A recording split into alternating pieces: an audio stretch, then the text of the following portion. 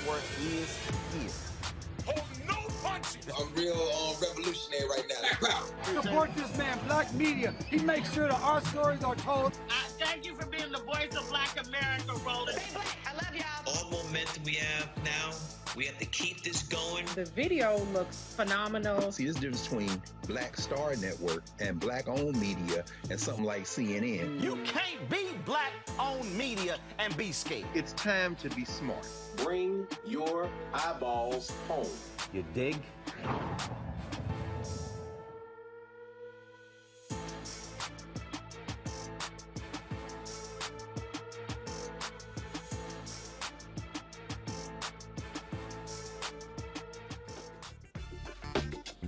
Today is Tuesday, April 19, 2022. Coming up on Roland Martin Unfiltered, streaming live on the Black Star Network. Breaking news: a white man has pled guilty to making threats against Minnesota Congresswoman Ilhan Omar. I'll give you the details in the latest victory for the Department of Justice Civil Rights Division. He felt the cold, hard steel against his head. He heard the gunshot. He died as soon as the bullet entered his brain. That's what the doctors who performed an independent autopsy on Congolese refugee Patrick Lyoya have concluded. We'll give you more of those details. Also, the Chicago officer who killed Laquan McDonald will not face any federal civil rights charges. A Tennessee mayor has proclaimed April as Confederate History Month. All right, that's not major news, except the mayor's black. A former Ohio police chief pleads guilty to machine gun trafficking. Yeah. Fun the police, huh? And in today's Marketplace segment, we'll meet two Oakland, California women who decided to create a business helping others to stay in business during the pandemic. Folks, it's time to bring the funk on Roland Martin Unfiltered, the Black Star Network. Let's go. He's got it. Whatever the miss, he's on it. Whatever it is, he's got the scoop, the fact, the find. And when it breaks, he's right on time and it's rolling. Best believe he's knowing. Putting it down from sports to news to politics. With entertainment just for kicks, he's rolling. It's on go, roll, roll, y'all. It's Roland Martin, yeah. Rolling with Roland now. He's funk, he's fresh, he's real, the best, you know he's Roland Martin now.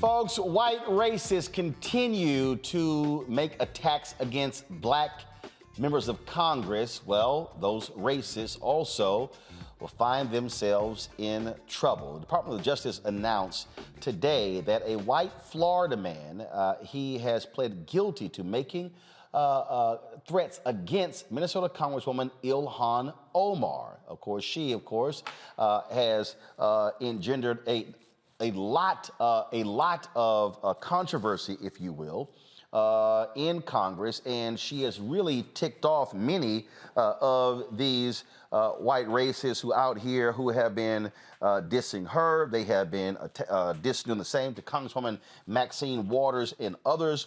And so understand, when you make a threat against a member of Congress, you are committing a federal crime. Well, this Florida man, he has pled guilty to charges of hate-motivated threats against a member of Congress. On April 19th, and I'm reading the press release from the DOJ. On April 19th, David Hannon, age 67, of Sarasota, entered a guilty plea before U.S. Magistrate Judge Christopher Tuitt to an information charging him with one count of threatening a federal official. According to information presented at the guilty plea, it was on July 16, 2019, while in Sarasota, that Hannon sent an email to Congresswoman Ilhan Omar threatening to kill her.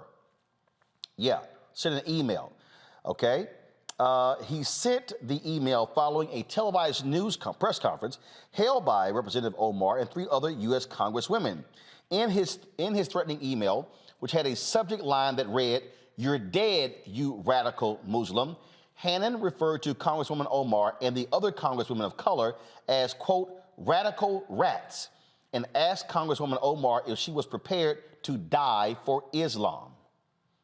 Literally, that's what he actually wrote. Is she prepared to die for Islam? Folks, it is, when you look at these attacks, when you look at these emails, when you look at what is being sent to these members of Congress, understand that these things are happening on a consistent basis. And unfortunately, this is what they have to deal with on a regular basis. Not only that, he also said, the email further stated that Hannon was going to shoot the Congresswoman in the head. This is a quote from Kristen Clark, who is the Assistant Attorney General for Civil Rights Division.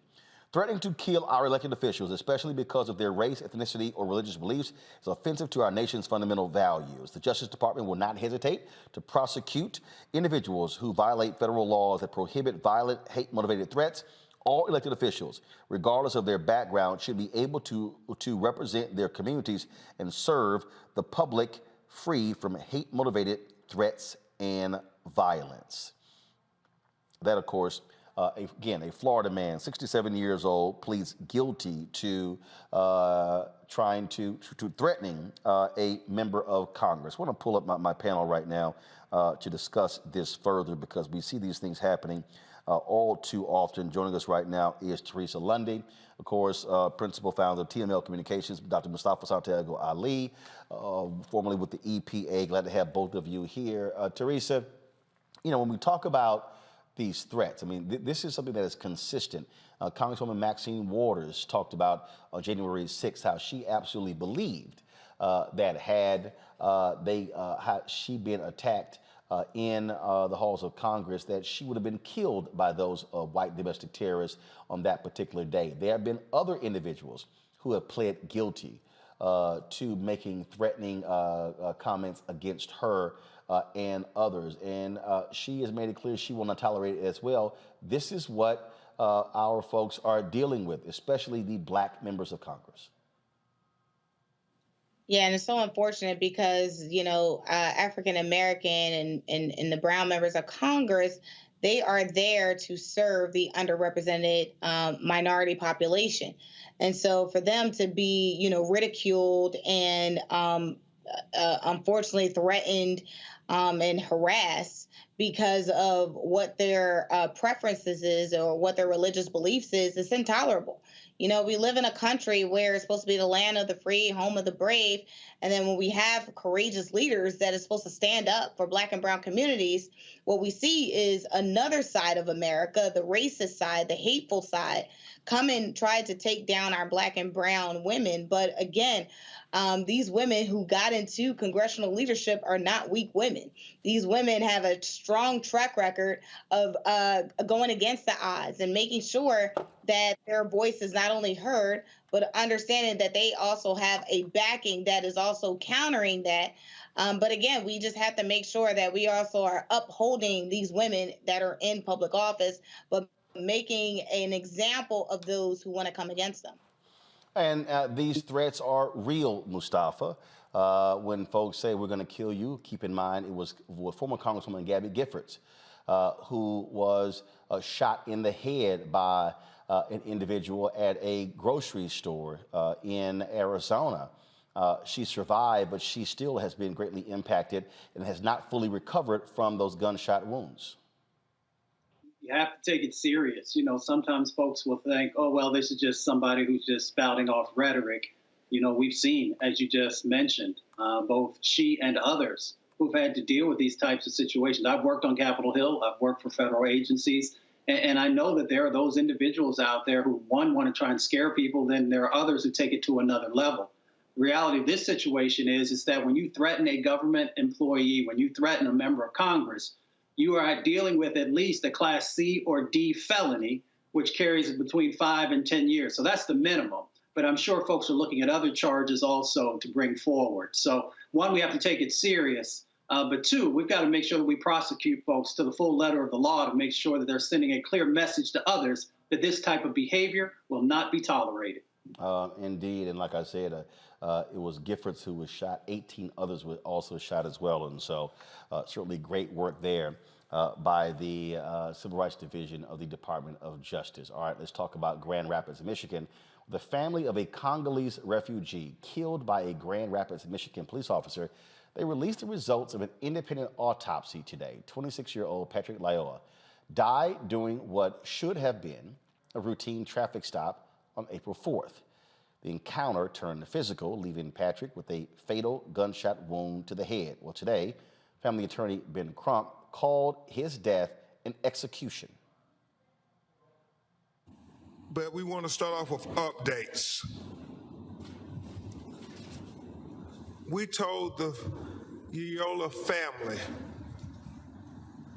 that we would be intentional and very intense in investigating every aspect of how this Grand Rapids police officer escalated a simple misdemeanor traffic stop into a deadly execution with him shooting an unarmed civilian in the back of his head. Made a hole in the back with a drill. I made a hole in the back of the head and showed the put a probe into the hole and guided the probe from the back here, where you can see the probe going into the back of the head and out in the right side, up a little higher than the entrance wound. And at that point, there is another hole that I made because the bullet went through the bone and lodged under the skin. And it lodged under the skin for the simple reason that the skin is elastic, stretched, lost its the velocity of the bullet, because the bullet stretched the skin in the temple area, in the upper temple area, and at that moment the bullet stopped, and it was located in that location. So there was no complete exit. There was only an exit from the skull, but not an exit from the head. And that was that bullet was in a shape that, well, when I did the autopsy, the findings were, as I stated, the bullet had been removed, but a small fragment of bone from the area were available and showed me what actually had happened. The officer who shot Patrick remains unidentified, but he is on paid leave. The Grand Rapids police chief said the officer will not be named unless he is charged. You know, Mustafa, it boggles my mind that first, this is a police officer who is being paid by taxpayers. And this idea that you can't name the officer, so we can name the person who's dead. We can name the person who was shot by the officer. But we can't name the officer? It's nonsensical. I mean, if you, myself, anyone else that we know, was a part of somebody losing their life, of course our names would be shared with folks, just like the police officer's name should be shared. We know Patrick's name. We know Patrick's loss, what his family has shared, who he was, what he stood for, all of these important aspects. This person, this officer took his life. So we should know who they are. What's their record? Do they have other types of, assaults or other types of things that are a part of their history? Folks need to know these answers. There should be transparency. And one of the reasons that folks have difficulty in trusting law enforcement is the lack of transparency. And then, of course, we could get to the accountability aspect as well. But right now, we're talking about transparency. There's absolutely no reason why this individual should not be identified. And then we'll let it play out through the courts and through other sets of actions. It's one of those things that keeps happening, Teresa, where people, have this view that we already know the massive protections that police officers have. But the fact of the matter is, if an officer does something, we as citizens have a right to ask for that officer's name and for their badge number. I'm sorry, you're going to say he's only going to be named if he gets charged? Yeah, it's almost like, the officers are held at a higher standard where, they feel personally attacked or harassed by citizens who are tax-paying citizens who are paying these police departments to do their jobs. But we're not really taking into consideration or in account the amount of worry that the family and the public has to go through. So what, the officer is being harassed? So what, they may get a few calls. Let's think about the family individual whose life has been lost because of this incident, because of the misguided practices that has been going on for centuries against Black and brown people. But we have to keep when we talk about, funding or defunding or redirecting funds from the police department, those are some of the acts that we need to talk about. Transparency in every investigation. We shouldn't have to outsource a special investigation or an independent report in order to get some answers, or we have to wait until an officer is charged. I think it's unconstitutional, and I think it's not feasible to the rights of everyday tax-paying citizens. Mario, DeMario Solomon Simmons Jones is, of course, attorney out of Tulsa, Oklahoma. DeMario, we see this happen in numerous cases as well, where there's attitude that police get the benefit of the doubt. And here's this case: this 26-year-old man is dead, shot in the back of the head by the police officer. We've actually seen the video as well. But this notion that you don't have to name him. To me, it's silly. Well, it's silly and it's illegal because anything public dollars, any public expenditures or public employment should be public. We should know who these people are. This is no different than these other countries that we call states sponsors of terror or other things that the United States like to call other countries, where the policemen run around with masks on their face. It's the same deal. This police chief is keeping this officer masked up. This officer that we saw shoot this young man in the back of the head, execution style. It is outrageous. It is ridiculous. In this country, they have set police officers up as a special class. They get special protections. They get special laws. And listen, here's a little known fact. Being a police officer is not a top 20 dangerous job. They want to make it seem like being a police officer is one of the most dangerous jobs you can have. That's not true. This is a ridiculous, outrageous that this young man can be killed in this fashion on video, and this officer can just we don't even know who this guy is. I'll give you an example also. I represent 7 African-American women that were raped by a white officer named Daniel Holtzclaw here in Oklahoma City. He was convicted, given 263 years in prison. Oklahoma law requires that victims know where their victimizers are in prison. They refuse to let us know where he's actually in prison. So that's the type of special treatment they get. Even to this day?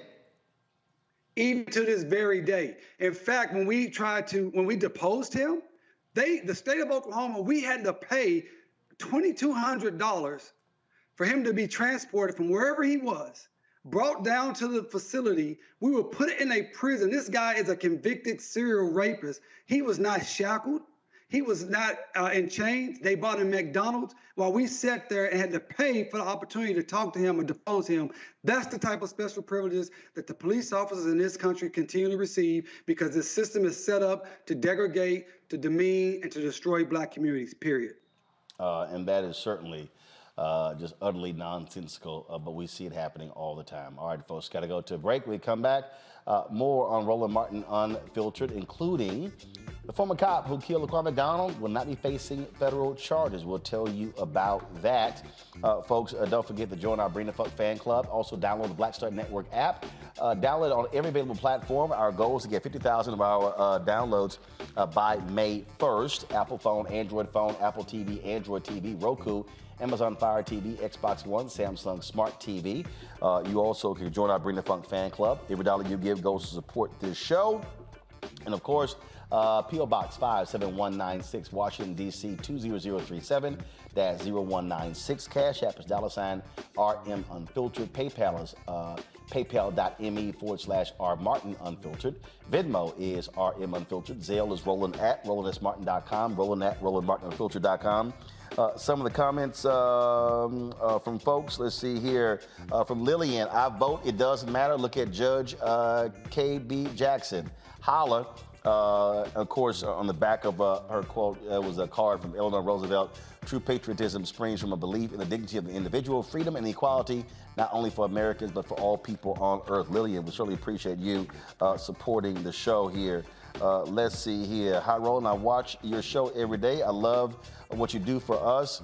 The crafty counselors will not get our money this time. I'm glad to send mail. I sent money before. And then shout out to Karen Hunter, also Dr. Greg Carr. I love him and thank him for the free classes. I've learned so much in the past 2 years. Shout out to Reese and Dr. Malvo and all your guests. I'm going, oh my Lord. She said, I'm gonna get an AK-47 and a 9mm, 2 guns. I guess she getting ready. Love you, and send her a check this time. Matter of fact, she even sent a photo as well. And so I appreciate. Oh, Greg, now remember y'all, we had a brother who was flirting with Erica. Y'all can zoom in to Dr. Carr in class at Black Table. I'm flirting, love you, Dr. Karen Hunter. Blessings to you. So, Greg, you have an admirer here, Greg. So I guess she joins the brother, the pastor, who loved him some Erica. And so I will make sure Dr. Carr gets this photo. Let's see here. I'm going to read one more. This is from Shirley Davis. Roland, my mom, Jewel Lean Caraway, 87 years old, watched you for years. She loves your truth-telling and our stories. She asked me to donate. Cheryl, I appreciate that. Let me see. I'll actually do one more. See, we got a card here. Thank you. Just a note to say thank you. I've learned so much just by watching your show. I love all of the guests, especially Reese. I will vote in the next election because now I'm registered. Trisha, I appreciate it. Way to go. Folks, I'll be right back on Roland Martin Unfiltered.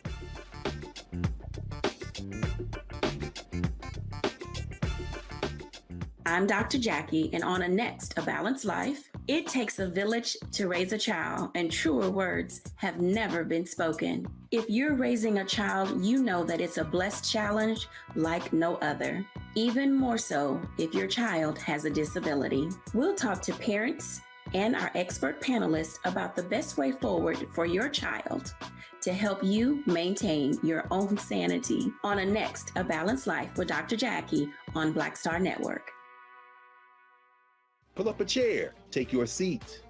The Black Table with me, Dr. Greg Carr, here on the Black Star Network. Every week, we'll take a deeper dive into the world we're living in. Join the conversation only on the Black Star Network. Hey, I'm Arnez J.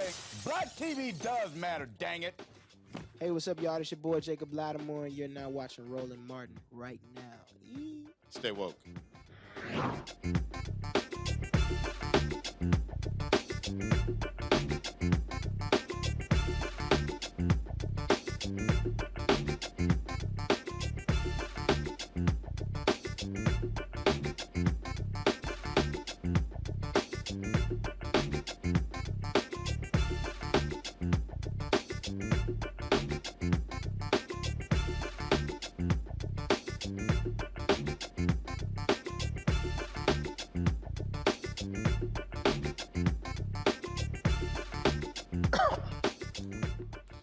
All right, the Department of Justice will not file federal civil rights charges against the former police officer convicted in the 2014 killing of Laquan McDonald. The U.S. Attorney's Office at the Northern District of Illinois said, quote, federal prosecutors would need to prove to a jury beyond a reasonable doubt that Mr. Van Dyke willfully deprived Mr. McDonald of a constitutional right.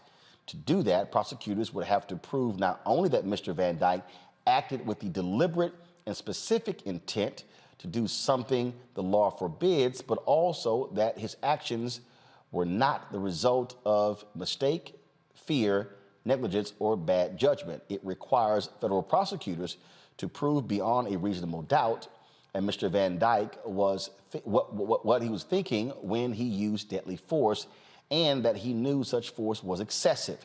The federal law presents a very high bar, more stringent than the state charges on which Mr. Van Dyke was convicted. Of course, Jason Van Dyke served 3 of his 6-year sentence. He was convicted in 2019 of second-degree murder and aggravated battery in the death of Laquan McDonald. I'll start with you, DeMario. Former Attorney General Eric Holder often complained about this high threshold that federal prosecutors have to meet. Congresswoman Sheila Jackson Lee, who sits on the House Judiciary Committee, she has often said that federal prosecutors are being too timid, that frankly they need to be more aggressive. And she, as she said, stop being scared to lose. She said, as opposed to saying, oh, we can't meet this, she says, why don't you at least try the case? Other people say the exact same thing. Do you believe that the Department of Justice is being too timid, or the U.S. Attorney's Office is being too timid when it comes to prosecuting these cops for violating the civil rights of individuals who they shoot and kill? Absolutely, the Department of Justice is being too timid because they show us so many times each and every day that Black lives do not matter in the United States of America. They refuse to utilize the tools that are available to show people that if you do this act, we're going to prosecute you. Listen, every case in America, every prosecutor, when they take a case to trial, they have to prove beyond a reasonable doubt. That is the absolutely standard, right? And so they only want to bring cases that they believe that they can win 100%. Well, guess who's on the receiving end of most of those cases? People, Black people that look like you and I and the rest of the panelists tonight. The reality is these laws are set in place for prosecutors to do their job, prosecute these individuals, and try to get convictions. Even if an individual is not convicted, it means a lot to have to spend resources, time, energy, and have the stress of being prosecuted like the criminal that this particular individual is, who shot and killed Laquan McDonald, shot him from across the street. He was a far distance away. I think he shot him 16 times. It was clearly a crime. And if our federal government will not use the tools to protect us, we are in serious, serious trouble. You know, Teresa, I hear people say, well, just try. I mean, just try. Don't just say, well, we don't think it's going to happen. If you don't try, you don't know. Yeah, but we're dealing with leadership who doesn't try. We're dealing with leadership who chooses to choose the path of non-public opinion, where they don't or are not being as courageous as we want them to in trying a case. Like, we are unfortunately finding ourselves with leadership who doesn't want to take that chance than they would have, some years ago. And so we're in this space of, leadership that is saying, we're not going to do this because if and or what, versus the public opinion, which is saying, if you did try, let's see the results. And so we now have, Brother Laquan is now laying by the wayside because no one's trying, and how is that getting justice? How is that renewable or opportunity for the family to see justice under law? We're not going to see anything because no one's trying. Mustafa. Every landmark case throughout history had a high bar, but we had attorneys that were willing to step up and to push, whether those attorneys were in the government or they were in outside practice. So for folks to say it's just too tough, or we don't think that we can meet the high bar, that's just a cop-out. In my time in federal government, I used to have conversations with offices of general counsel and a number of agencies and departments who often would not take the tough cases because they were afraid that they might lose. Now, by no means was that everyone, but there were far too many. So the question becomes, do we have the right set of attorneys who are representing us at the Department of Justice, at EPA, at HUD, transportation, so forth and so on? Because if you're not willing to do what's necessary, what the people are asking you for, and those who are paying your salary, then maybe you should find something else to do. Well, Brother, can I say one other thing? Yeah, go ahead. I've been involved in these cases personally, just the last one with the Terrence Crutcher case. A lot of people don't realize that these decisions come from main justice. They're not done from the individual U.S. attorney office in that particular state. These decisions to make these type of civil rights claims, civil rights cases, go through D.C.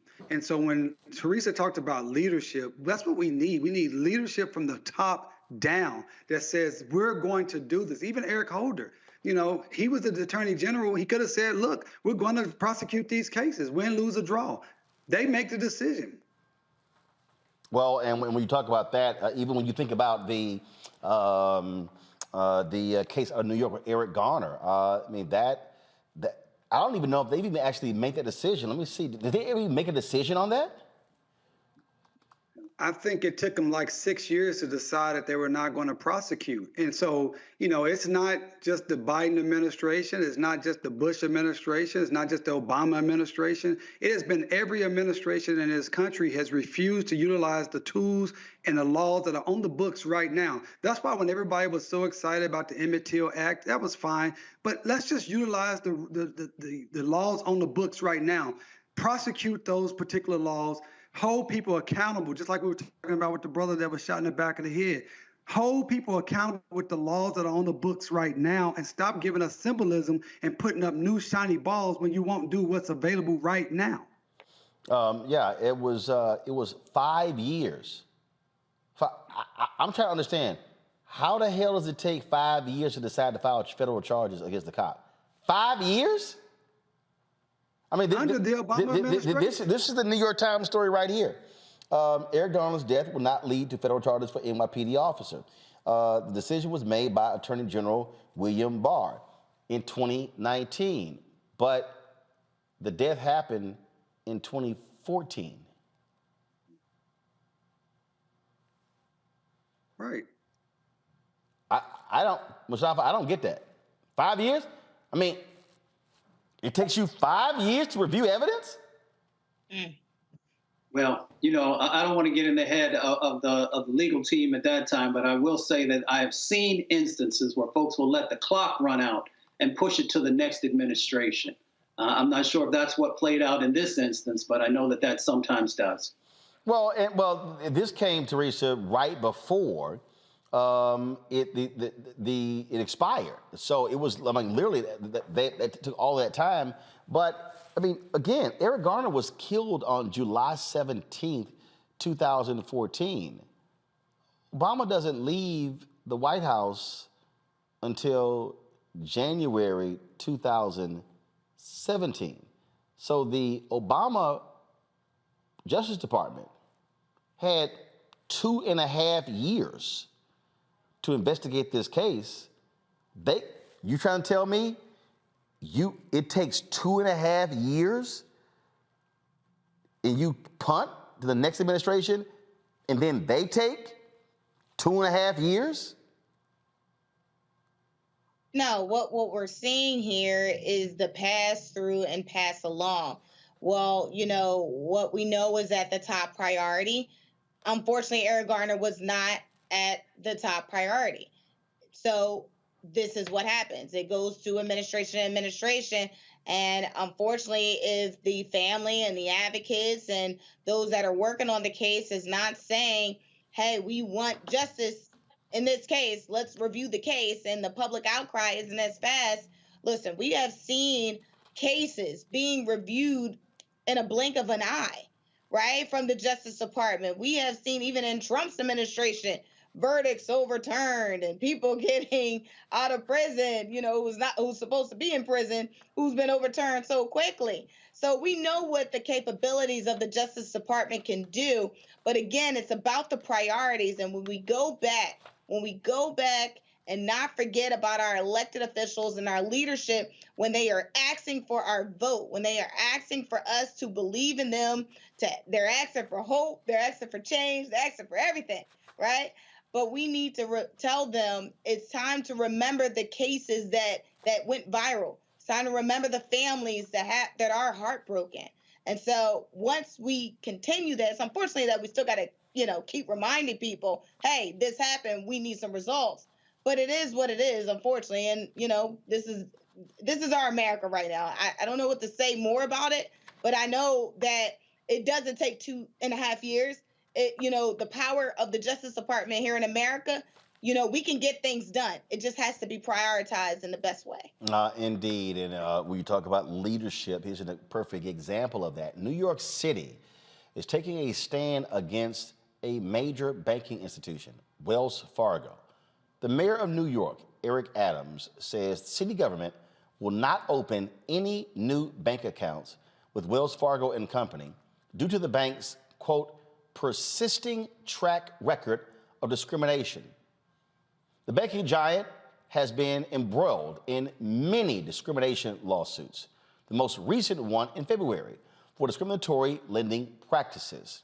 Of course, we also know that it was during the housing crisis where it was exposed even further, the roles that Wells Fargo played when it came to home ownership. One of the things that they have done is try to sponsor a lot of different black events with black organizations. But one of the things that I said is, well, how about you return the money to the people who lost their homes? That to me, that's really what should also be done. This decision here, I think, is a significant one.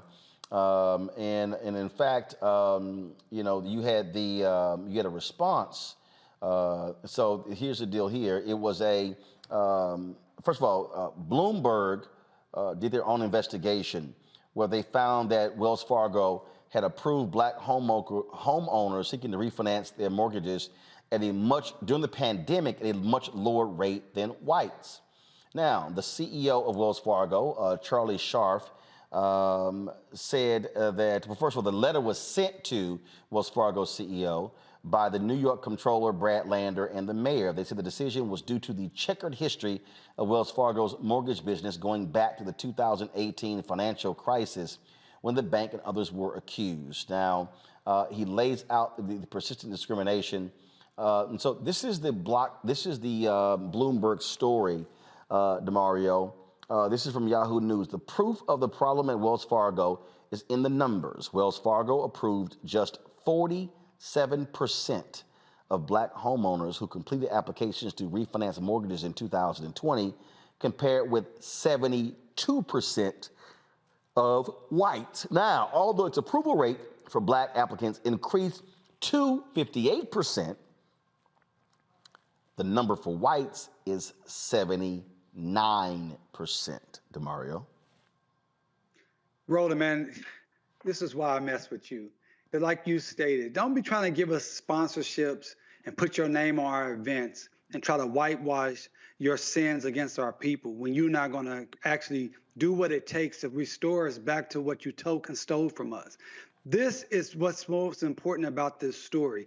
The fact that this mayor and this city government utilized the tools that they had at their disposal to protect black people. They punished this particular Wells Fargo, this discriminatory, racist organization that has shown time and time again, the numbers are right there. You just showed the audience. We're not going to allow you to continue to make money until you fix this problem. That's all we're asking for our elected leaders in this country. As Teresa says, come to us and give us hope and change. No, give us accountability. Make our lives better. Make sure those who are preying on us stop doing it. And for Black organizations, stop taking this money for these type of corporations, whitewashing it, making them look good when in fact their policies and practices are continuing to be discriminatory and destructive to our people. And again, this is, I'm sorry. This has to be said. And there are a number of organizations. I mean, it's a perfect example. And the NAACP has to answer for this, okay? They have to answer for this. This was just 2 years ago where Wells Fargo announced they were making an investment in African-American community-based banks. NAACP sent this release out. And then says today Wells Fargo announced an additional $50 million investment in programs supporting economic growth in African-American communities across the country. The NAACP applauds this investment and its prospect to build Black financial power. Okay, so here's a perfect example. The quote says, African Americans have disproportionately been denied access to financial resources that can lead to wealth building and economic independence. In partnership with organizations and companies such as Wells Fargo, NAACP encourages initiatives centered on economic inclusion and financial participation of the Black community. I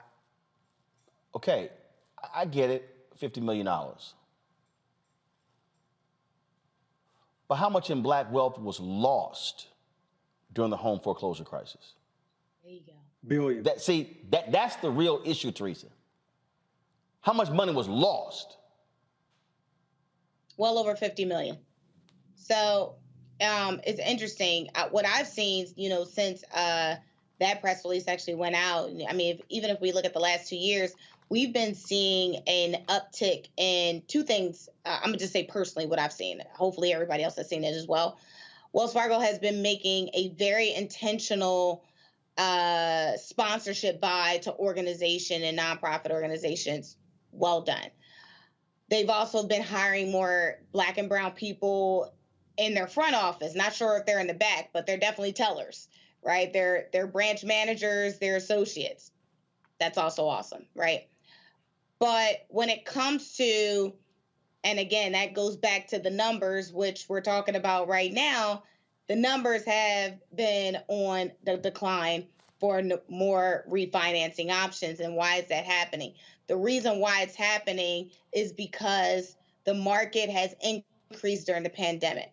Those who are looking for home ownership, if you were looking for a house in 2020, and then you're like, hey, I'm done living in this area, I'm actually going to the suburbs, what you will find is that your house has more than 20% of an increase.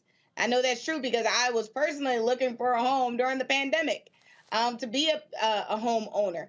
And when I tell you the rates that I was seeing and the even the showings, even down to the showings, that's a whole nother story, right? If you have a Black real estate person, showing you homes and you can't get in the door, but if you reach out to somebody else who's not Black or brown, that you get in 20 minutes. So that's a whole nother story. But I think when we start looking at some of the refinance, let me go back to the topic, right? Refinancing applications, you start to see the denial and the additional paperwork that is needed. Instead of 2 years, you're now asking, 3 to 4, right? And then it's long wait times, which means you probably missed your opportunity on getting that property. So we have to do more. Wells Fargo needs to do more. It's not even a we at this point. Corporations and banking institutions have to do more if they say they want to do more to getting us into these properties. But again, we can't just keep co-signing on these press releases, right? We have to follow up. Institutions that have power need to follow up and make sure that change is happening. If not, then we have to stop giving quotes. We have to stop signing off, because once we get the quotes and we stop signing off, the people is at risk. So we have to follow up and make sure these assessment points are ready. Because again, look, I'm part of the denial, right? But there were some other factors. I'm like, well, I just got approved over here. Why am I getting approved over here? So yeah, this story is definitely hitting home. It's hitting the next generation. As we talk about generational wealth, this is something that we have to make sure that is in our best interest moving forward. See, the thing for me here, Mustafa, that bothers me as I look at this. So let me just show y'all this timeline. So this is the Bloomberg story from Bloomberg.com. Bloomberg says nationwide, 47% of black homeowners who completed a refinance application with Wells Fargo in 2020 were approved, compared with 72% of white homeowners. This is, again, happening in 2020. This is March of 2020, where the NAACP commends Wells Fargo's investment in African-American community-based banks. This is 2010, where the NAACP sued Wells Fargo, but dropped the lawsuit, and it says Wells Fargo and the NAACP have agreed to work together on ways to improve fair credit access, home ownership, and financial literacy for communities of color and other historically disadvantaged communities, the two said in the joint statement. Okay, got it. That's the settlement. So this is 2010 right here. This is 2022 based upon data happening in 2020. So Wells Fargo enters into this agreement to drop a lawsuit with the NAACP. They fund the Image Awards and some other stuff, but they're impacted. And this is the lead of the Bloomberg story. When Maïs Ricard III paid a $560.43 application fee to Wells Fargo and Company on Valentine's Day in 2020 to refinance his mortgage on a 4-bedroom brick colonial in a leafy suburb of Atlanta, he had every reason to expect an easy ride. The Microsoft Corporation engineer is married to a doctor and has a credit score north of 800, putting him in America's credit elite. The loan officer at the bank even told him he was probably eligible for a fast-track appraisal. It didn't take long for problems to appear. Ricard's house, an investment property that was his home before he moved to another Atlanta suburb in 2017, is in a predominantly black neighborhood. And in April, the loan officer emailed to say that, quote, perhaps the area is not eligible for a rapid valuation. By May, she was writing to say the underwriter had more questions. Soon after, Ricard was told he would have to pay a higher 4.5% rate, even though the Federal Reserve has slashed rates to historic lows. Within weeks, Wells Fargo had denied his application. Quote, they kept moving the needle, Ricard says. They didn't want to move forward for whatever reason. Now, Mustafa, the people who are watching, and I'm just gonna stand up here because I can't, because this is like really giving me a headache. So for the people who are watching at home, what I need them to understand when y'all hear us talk about this stuff is I need y'all to understand that when they charge black people a higher interest rate, that means that more of our money is being spent on that mortgage, which is putting more money in their pockets, which is keeping that money from African Americans from being invested, and is keeping African Americans from being able to save the money. And so if you want to understand what that impact is, you scroll down further in the Bloomberg story. In the Bloomberg story, they say, if, as expected, the Fed's policy committee moves to hike interest rates at its March meeting.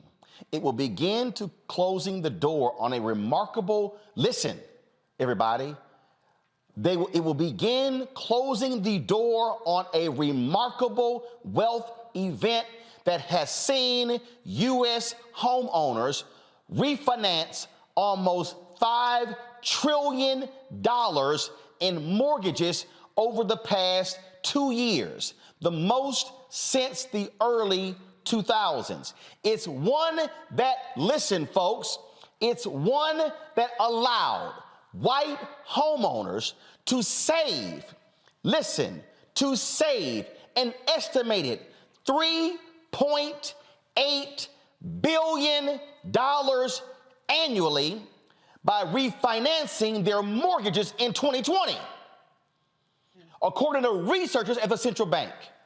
But it's a door that barely opened for Black Americans, who make up 9% of all homeowners and locked in just $198 million a year, less than 4% of the savings. So now let me go back. I just showed you white homeowners saved an estimated $3.8 billion. Not all of that money was with Wells Fargo. That's the total amount of money. So let me flip over here. March 2020, the NAACP is commending Wells Fargo for an additional $50 million investment in programs supporting economic growth in African American communities. I keep telling y'all and telling y'all and telling y'all, I'm sick of this bullshit of companies putting money in programs to the NAACP, to the National Urban League, to the National Action Network, to Rainbow Push, to anybody else. I'm not singling anybody out. But what I'm tired of are companies sending money, putting money into Black organizations that pales in comparison to the money that they are not actually giving to Black people. So when Mark Morial was on here last year, and I was talking about Pepsi, and with his State of Black America report, by the way, Urban League, y'all don't want to come on my show this year to discuss State of Black America report? Come talk to Black media. I saw the story was given to white media. I'm just saying. So here's my problem. And I said it. And I'm going to say it right now. PepsiCo. PepsiCo has a 5-year, $10 million program with the Urban League to stand up Black businesses. Fine. I support that. Not a problem. Absolutely support it. They were running ads as a part of their initiative to drive $100 million in receipts to Black-owned restaurants over a 5-year period. I support that. So that means there's one program, 5 years, $10 million. That means $2 million a year. This other program is to drive $100 million in receipts to Black-owned restaurants. I talked to one of the Black-owned restaurant owners who's on the advisory committee who says they have no mechanism to even understand if the money, what comes from what PepsiCo is driving. They have no way to track the numbers. Okay, but let's say you did. So that's $100 million over 5 years. That's $20 million a year. Got it? $20 million a year. Okay, so we got the Urban League program over here, $2 million a year. We got this over here, that's $20 million a year. Gotcha. So that's $22 million.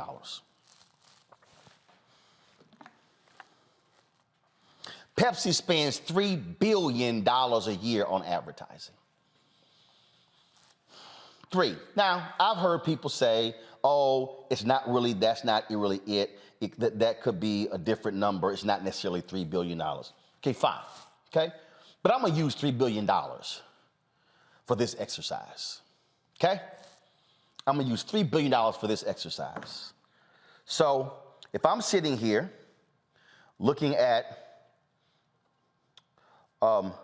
the calculator, and if I'm looking at how much money is being spent. So what I'm gonna do is I'm gonna sit here and go, okay, I'm looking at $3 billion, okay? $3 billion, cool.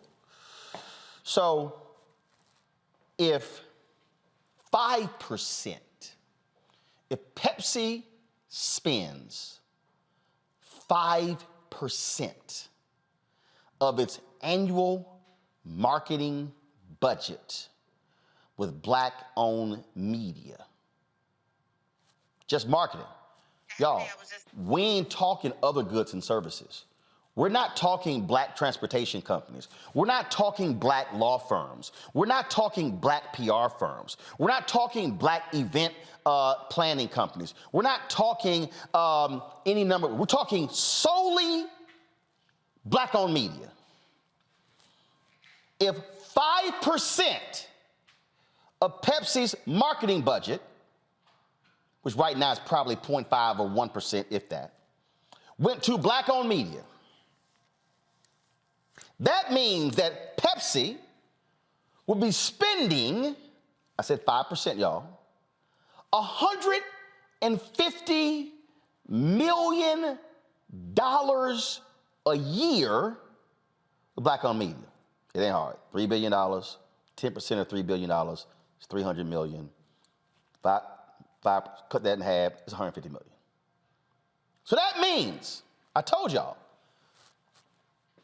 the Urban League program, black people are getting $2 million a year. The restaurant program, black people will be getting $20 million a year. If we got 5% of the advertising dollars from PepsiCo, black-owned media companies will be getting $150 million a year. Urban League, 5 years, $10 million. That's 5 years. So that's $10 million. The restaurants over here, $100 million, 5 years, that's $100 million. So that's $100 million plus $10 million, $110 million. If we got 5% of advertising dollars for 5 years, black-owned media would get $750 million. Which one of those is greater?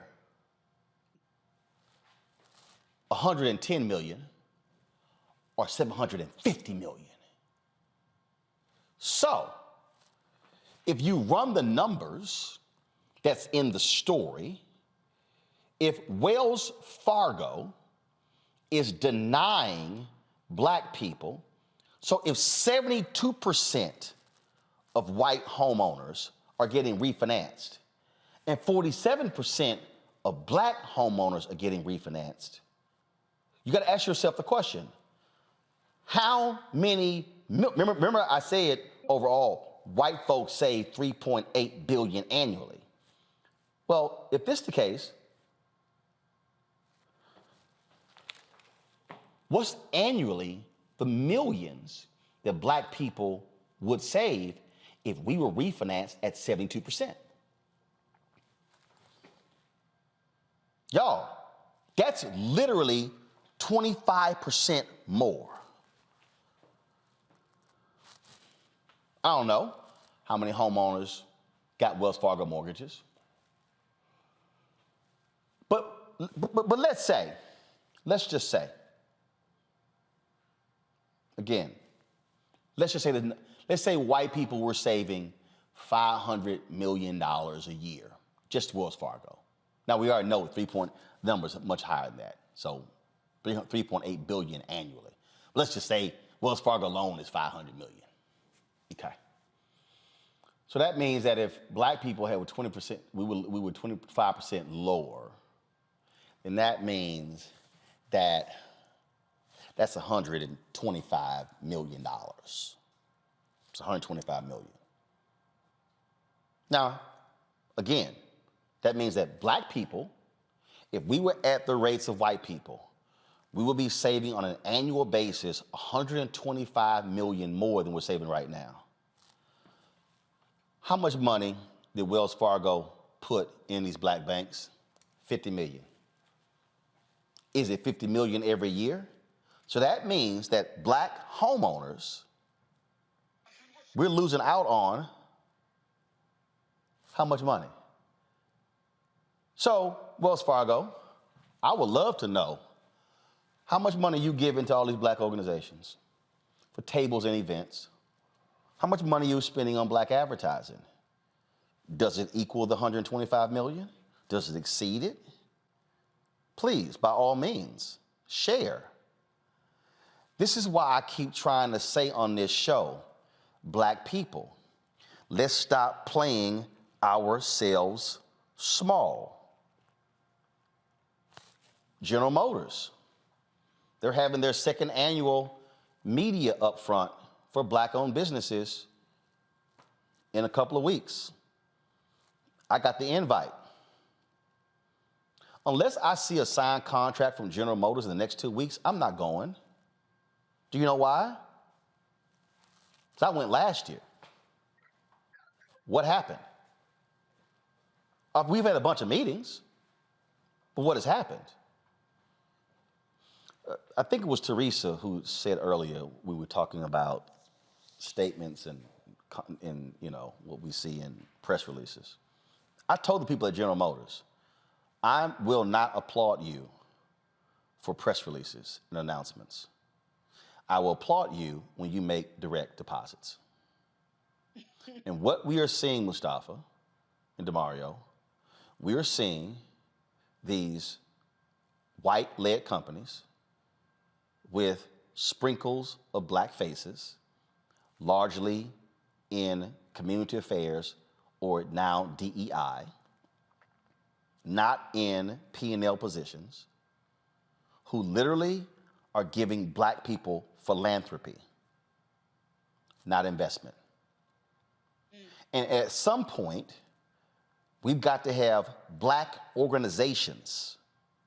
We've got to have black civil rights organizations to stop accepting crumbs and actually begin to demand and negotiate multi-billion-dollar settlements with major corporations.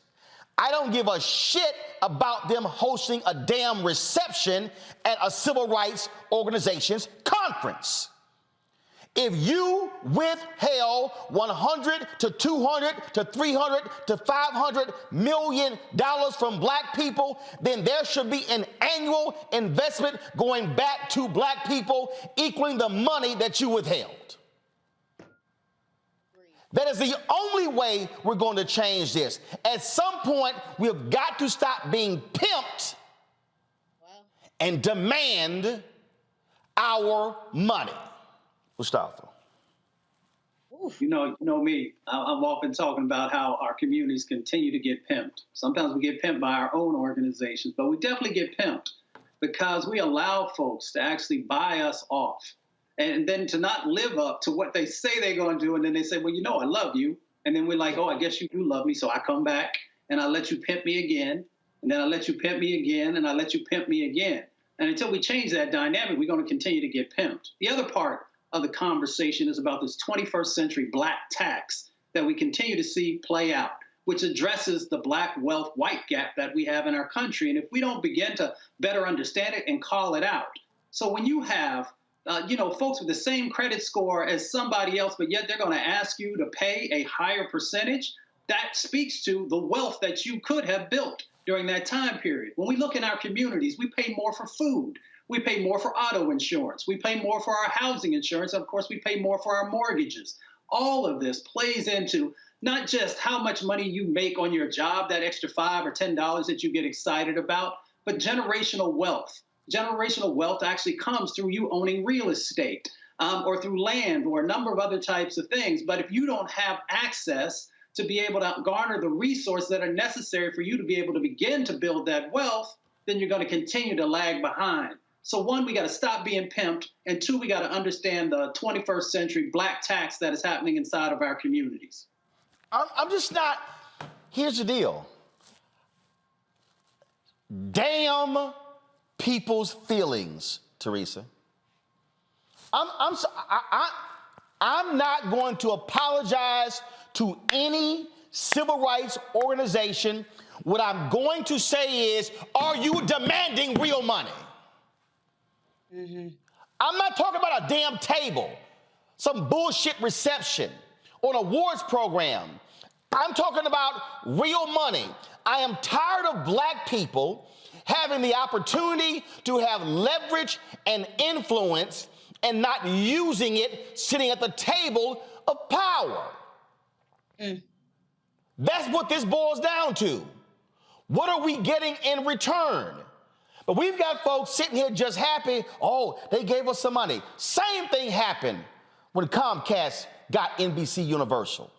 And Congresswoman Maxine Waters has said this. She said that she was undercut by black civil rights organizations who agreed to a memorandum of understanding with the company, and in the damn MOU, it says this is non-binding. And then what happened? Byron Allen sues them, Comcast and the civil rights groups. Diddy comes out with a letter saying how he was underfunded and didn't have the distribution he should have had. Africa Channel says the exact same thing. All these things happen. So, Comcast, they gonna create 8 minority networks, but will they fully distribute them? The answer was no. Will they give them a fair distribution fee? The answer was no. But, we hyped because, they said they're gonna create 8 networks. And so, who actually benefited from those MOUs? This is why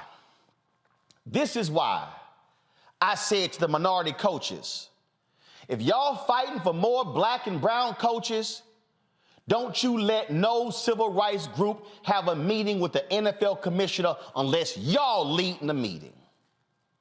Because can't nobody negotiate for you who ain't got skin in the game. It's the same reason when NABJ went after CNN, I told every civil rights group, don't y'all have y'all own meeting? We leading this. Y'all can stand behind us. Y'all can be with us. But you ain't having your own meetings and we ain't in the room. Y'all, I'm talking, we are literally, Teresa, leaving billions on the table and accepting crumbs. Roland, this is a message that every single person from 18 to 64 needs to listen to. Like, you guys got me on mute, but I've been wanting to say amen, testify, and moreover, because once you get an understanding, right, about Black economics and what we're actually really talking about here, right? I'm a millennial. I have no problem with saying that. I'm a millennial. I know Black people, we age gracefully, but like literally I'm a millennial, right? But some of the issues that I've been going through and some of the experiences that I've heard from some of my counterparts is exactly this. Right. I remember NABJ when I believe CNN didn't even want you in the room. Right. And you're a part of that network. Part of the reason is why, because you actually know what the demands are. Right. You know what Black economics actually looks like. So they want somebody that is literally going to ask them for the bare minimum. So no longer can we ask larger billion-dollar corporations about our fair share or about our economic worth without actually knowing exactly what we're asking for. So sometimes everybody wants to take the meeting and they're not doing the research. And half the battle is if you're not prepared to go in the room and ask for what you want, then you're just going to be given exactly what they want to give you without knowing that there is so many millions and billions of dollars at the table. And as people are saying, look, I'm fighting for my kids, I'm fighting for my cousins and my nieces and my nephews, then you actually need somebody knowledgeable in the room to understand the deal, understand the contracting process, understand basic accounting and balance sheets, right? I get at my elected officials all the time, and I'm like, listen, we can't be talking about budgets and, just making up numbers about thousands of dollars is going to these programs and organizations when we haven't had a fundamental conversation about the budget. And who knows accounting? If you don't know accounting, then we need to outsource that to make sure that somebody can get the numbers right.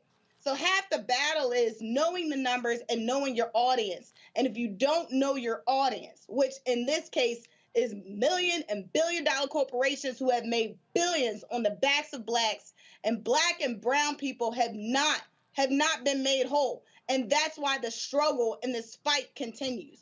And so it takes this continued wisdom. It takes the continued education.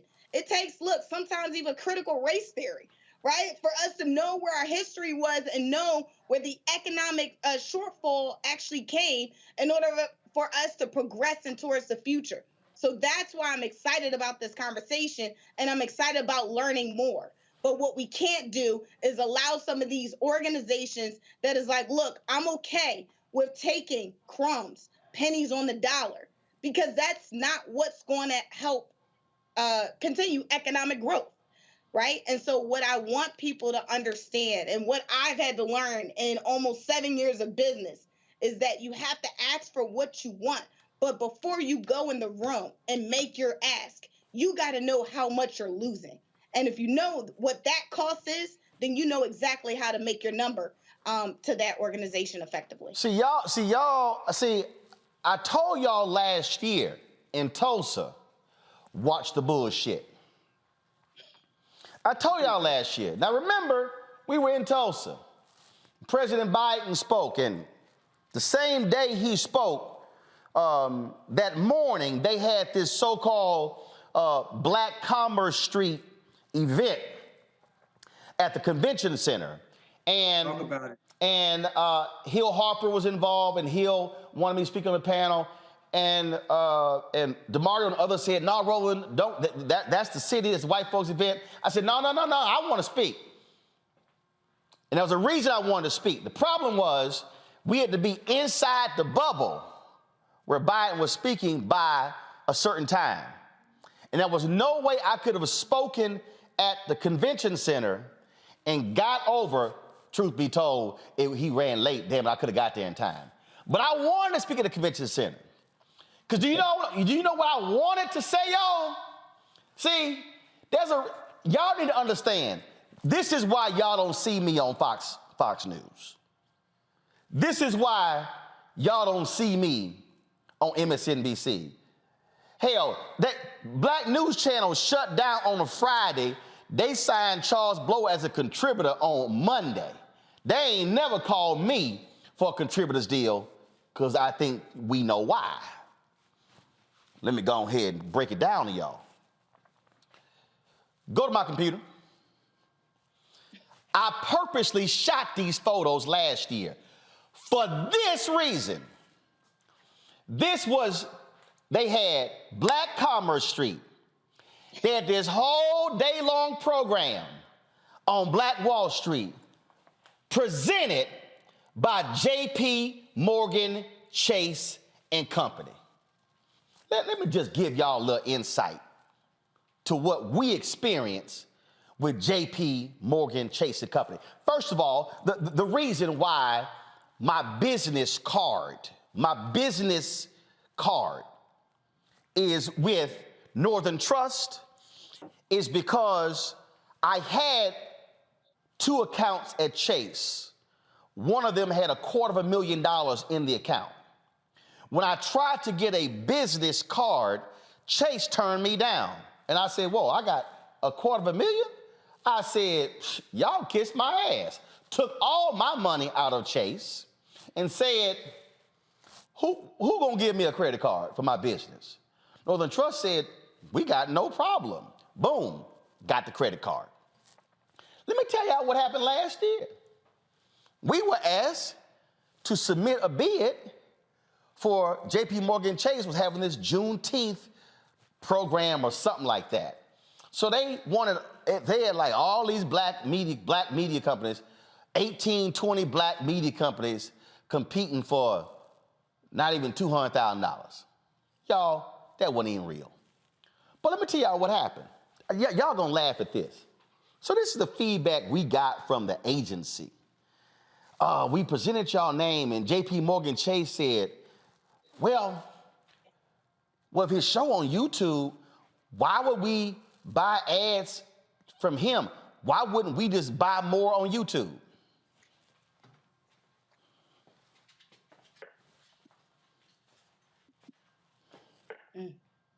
I want y'all to listen to the logic of that.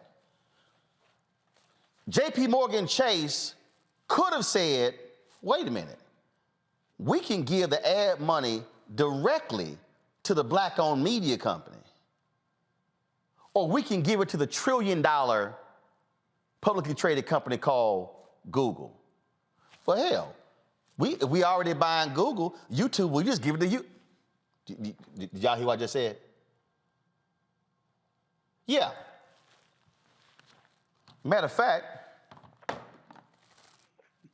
I was asked to contact the CMO, the Chief Marketing Officer of Chase directly. That's interesting, because I've sent Laura Rossi multiple emails. She never bothered to respond. Look, I ain't got a damn thing to lose calling names. Because if you ain't gave me money last year, or last quarter, or last month, or last week, or last night, ain't none today, ain't gonna be none tomorrow, or next week, or next month, or next quarter, or next year. I ain't got a damn thing to lose calling out JP Morgan Chase. But they sponsored this. Y'all, go back to the computer. It was called Black Commerce Street.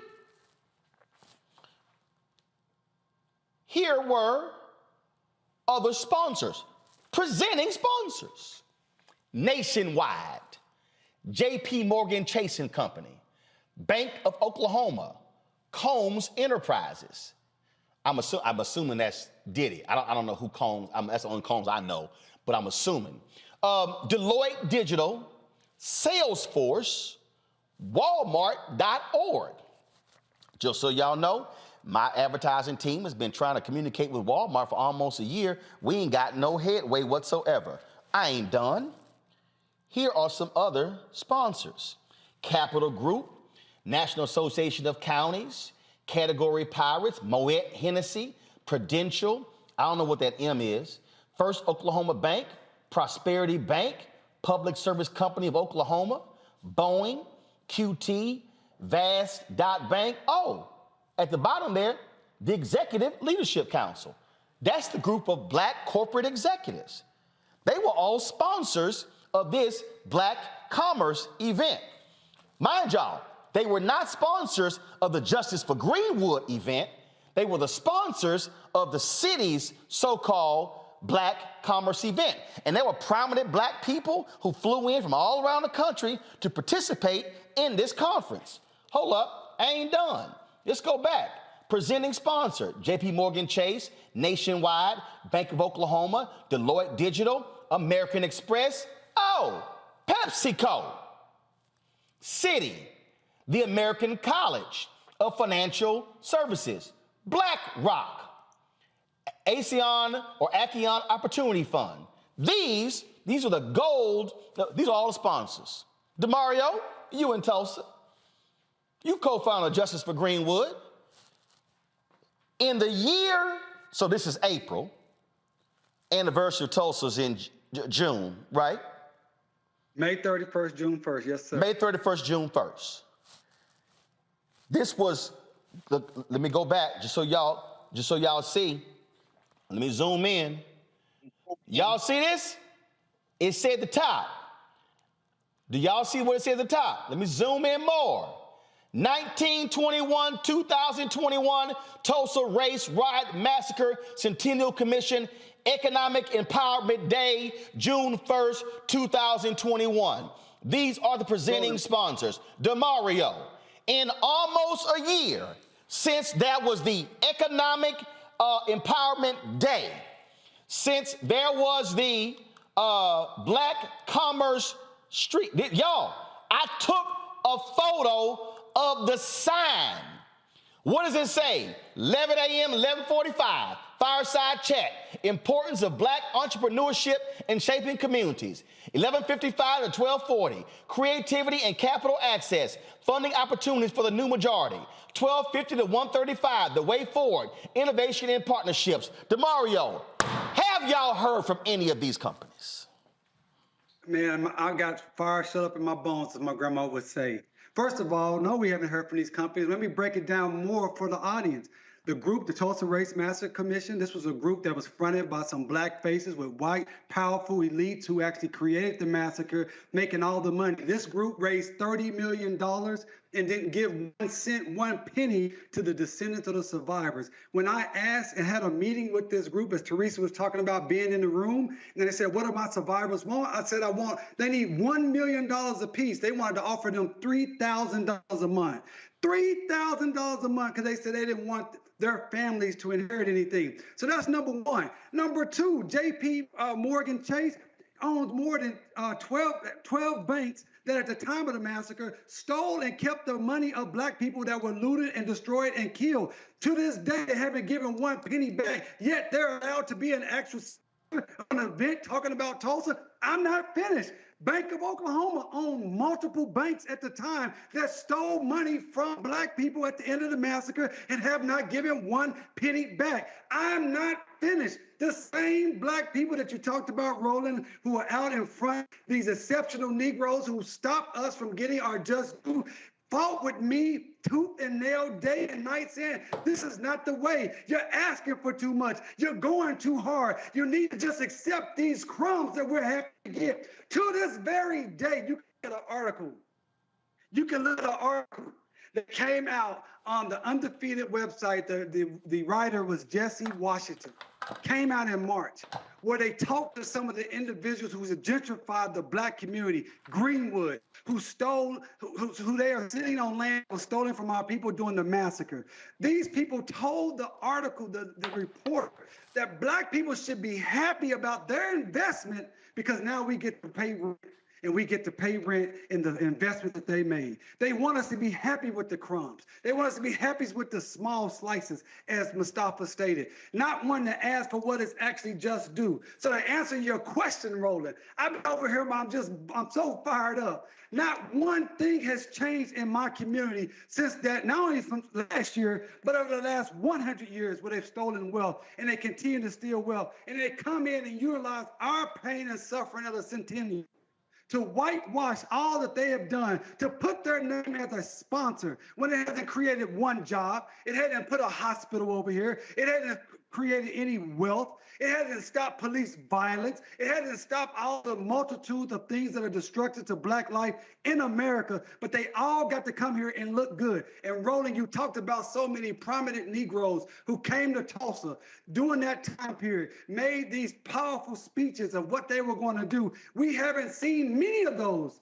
since that time as we continue to fight. That's why I mess with you, Roland, because you keep the receipts. You were here. You know that these people were so angry at us that they tried to have a smear campaign throughout the nation to say that we somehow was doing the bad thing because we were standing up for 100-year-old survivors and our descendant community who was devastated. I appreciate you, Roland. I appreciate this conversation. I appreciate us telling our people to continue to demand and only accept what is actually owed. Stop with these damn piecemeal, these little bite-sized pieces of what we actually owe. If they won't give us what we owe, don't take little bite-sized pieces of stuff that make them feel good and make them live good, look good. Boy, you got me fired up over here. You got me fired up over here, Roland. You got me fired up over here. And then you talked about DEI, this diversity, equity, inclusion, that they put so many black people in. They have zero power. They don't really have many budgets. They have these award shows and they give around these different awards to different organizations and say, oh, this is a diverse company for the year.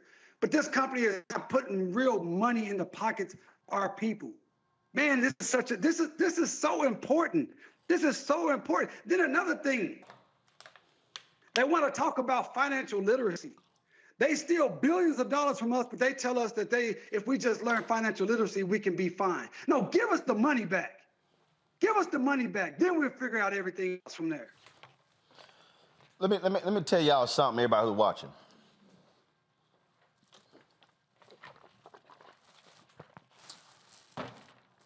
I don't need no damn financial literacy. Let me tell y'all something right now. I don't. See, I need y'all to understand. We were across the street and had 3 offices and had a center room. And we had 5 monitors behind us. And we had glass tabletops as the desk and these swivel-ass chairs. Built it with y'all donations and personally putting in $350,000. First year, took $391,000 of my speaking fees to pay staff. That's how we survived the first year. All these sponsors, all they love black, oh man, no they didn't. Second year, did well, made a profit, got in the black. Third year, made a profit. Our 4th anniversary, September 4th. Gonna make a profit this year as well. Got experienced people, got a sales team, folks who sold the Golden State Warriors when they sucked and still were able to successfully sell them. Got folks on our team who worked at Dell and Comcast, who sat next to Jeff Shale, who's now the one running Comcast, who was at Ebony, at the Griot, got all the talent in the world. The same companies. Oh, Roland, nice idea. Let's see if you get the shows up. Fine. Rolling with Roland, up. The Black Table, Greg Carr, up. Faraji, up. Jackie Hood Martin, up. Deborah Owens, up. Where are the sponsors? Absent. We took all those meetings. Essence, that controls Target's budget, still waiting. Walmart, still waiting. Group M, $40 billion ad agency, run by a black man, Kurt McDonald. Nothing from them. Can't say we don't have quality. Can't say we don't have the numbers. In fact, you know what JP Morgan Chase told us? Well, the ad agency said, well, if you get your own platform as opposed to being on YouTube, then they'll fund it, because that's a lie. Because if we did get our own platform, Black Star Network, but they would tell us, hey, your numbers are too small, so therefore, we're not gonna fund you. That's the game they play. What I'm trying to explain to y'all is this here. The time has come for us to demand people who so-called speak for us that they have got to do better and ask for more. If you're gonna sit at the table of companies with billions, you better sit in a room and ask for billions. That's how it has to happen. Wells Fargo, y'all should be picking that phone up and calling us at Black-owned media and saying, hey, what can we sponsor? But I'm gonna sit here and tell you what you're giving back to the black consumers. Tomorrow, we're gonna talk about how black homeowners in Detroit were improperly taxed. What caused them to lose homes, ain't nobody getting their homes back or their money back. Y'all, we lay this out to you for a reason.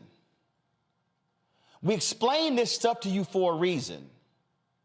Because we need you to stand with us when we're targeting these people. So here's what I need, and this is what I'm gonna do. Because again, I told y'all, and you know what? One of the biggest problems we have, DeMario called them these exceptional Negroes. Y'all, my advertising people have been on calls where the white folks on the call ain't got no problem with my commentaries, but it's Negroes on the call who say, now Roland kind of controversial. And my people like, Negro, will you shut up? Some of the scariest folk we've been talking to were the black people on the phone. Shut up. Yep. So I told y'all they ain't sitting here raining money on us like they do BET. I showed y'all all them companies that took our ads during the BET Awards. Because see, they ain't got no problem with us laughing and giggling. Right. They ain't trying to actually have us to be informed. Right. So here's what I need right here. Because first of all, I told y'all on YouTube, I don't know why we ain't hit 1,000 likes by now. So I keep telling y'all why I got to keep asking for this. It makes no sense to me. But so y'all need to go hit that like button. That's first of all. So here's what I'm gonna do right now, and I just need y'all to understand why we're doing this here. So I need our fan base to contribute $5,000. But I told y'all, I always tell y'all what we're gonna do with the money. I am going to hire, this is why I need the 5,000. It's really gonna cost me 10. I'm gonna ask you for 5. I need the $5,000 because I'm gonna hire a freelance writer, producer, to call every single one. Go to my computer here. Y'all, I told y'all, all these companies, I'm gonna hire a freelance writer, and they gonna call every single one of these companies. Nationwide, J.P. Morgan Chase & Company, Bank of Oklahoma, Combs Enterprises, Deloitte Digital, Salesforce, Walmart.org, Capital Group, NACO, Category Pirates, Moet Hennessy, Prudential, First Oklahoma Bank, Public Service Company of Oklahoma, Prosperity Bank, QT, Boeing, Vast Bank, Executive Leadership Council, PepsiCo, Citi, BlackRock, the American College of Financial Services, Acheon Opportunity, American Express. I'm gonna hire a writer to call every single one of these companies, and I want to know what is their investment in Black Tulsa. And this is April 19th, and I'm gonna give them till the anniversary, the 1-year anniversary of the 100th anniversary, and we gonna put every single one of them on record as to what they have done in the 1 year since sponsoring this so-called Black Economic Empowerment Day. Every single one of them. All these other people who call themselves Black media, let's see if they will do the same. Folks, if y'all give, let's make this happen, because see, this, what does that Ida B. Wells poster say? I done told y'all before, what did Ida B. Wells Barnett say? The sister who was going after these people who came to lynching. What is her quote? There's a reason this portrait is on this wall. There's a reason it's sitting right here. It says, the way to right wrongs is to turn the light of truth upon them.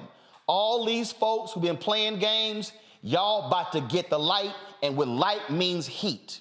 And so, if y'all want to help us, I need our fan base. You contribute $5,000. I'm hiring a freelance writer. This is all they gonna work on for the next month, and then we are going to do a report on the anniversary of the 101st anniversary of the Tulsa race riots, and we want to know what every single one of those sponsors have done to help Black folks in Tulsa, and what has been their Black plan, and we gonna ask them, and if they give us no comment, we gonna tell you no comment. Folks, if you want to help us to make this possible, send a check or money order to P.O. Box 57196, Washington, D.C. 20037 dash, pull up the, come on, pull it up, let's go.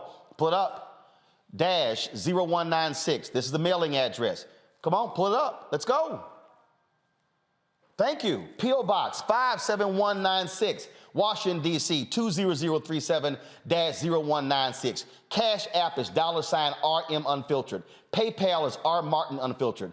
Venmo is RM Unfiltered. Zelle is Roland at RolandSMartin.com, Roland at RolandMartinUnfiltered.com.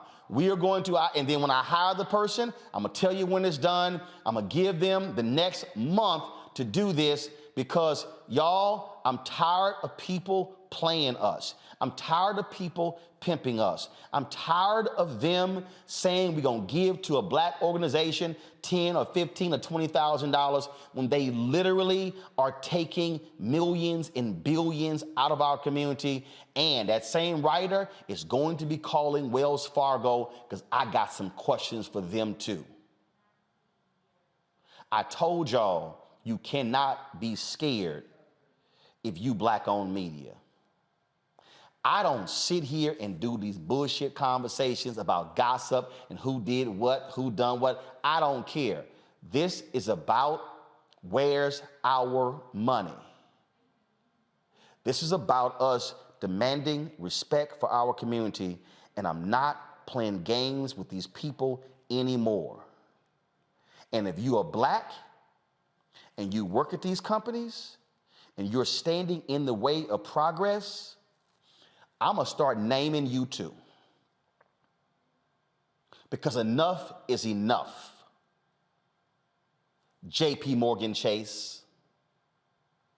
Enough is enough. And I'm gonna start naming other companies. Because y'all, if they ain't giving us anything today, what makes you think they're gonna give something tomorrow? We'll be right back.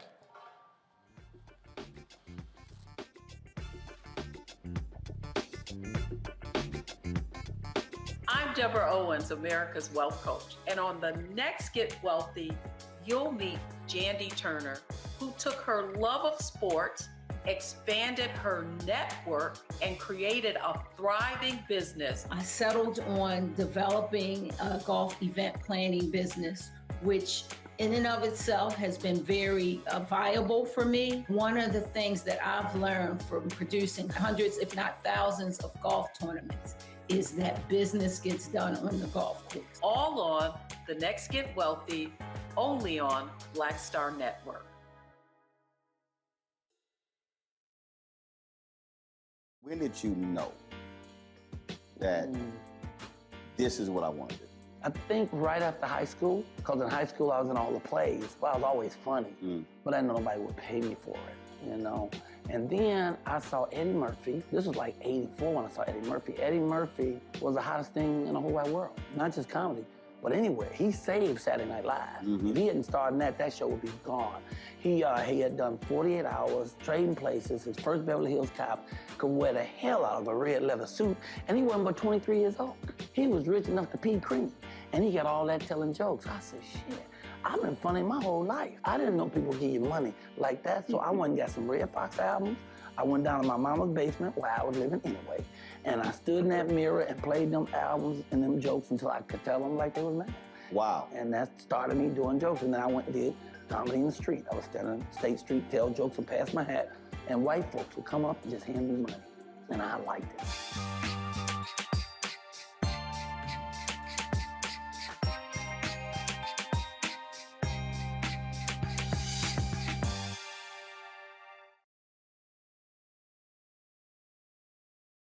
You read about it in history, you know, you talk about it, you see it on our side, you know, of the United States, but to actually come here and see where this story of slavery started, and connecting the dots, it's just a wow factor for me right now.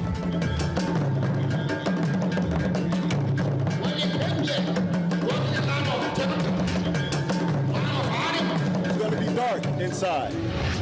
You might not see too much, but you're gonna feel everything. Just imagine to see prisons in the yard in the United States. A lot of us, if we're real honest, what is required in 2019 going into 2020 is simply for us to be reprogrammed from what they taught us needs to be removed and extracted. It just doesn't make sense that the richest continent in the world should be inhabited by the poorest people in the world. Part of that is by design. Self-hatred has been a very tragic part of our whole existence. And I'm not blaming anybody for it, but if you look at most characterizations of being of African descent in the world, it's with these kind of tags. I always say, you're gonna do a lot of shopping. They go, oh, I don't think so.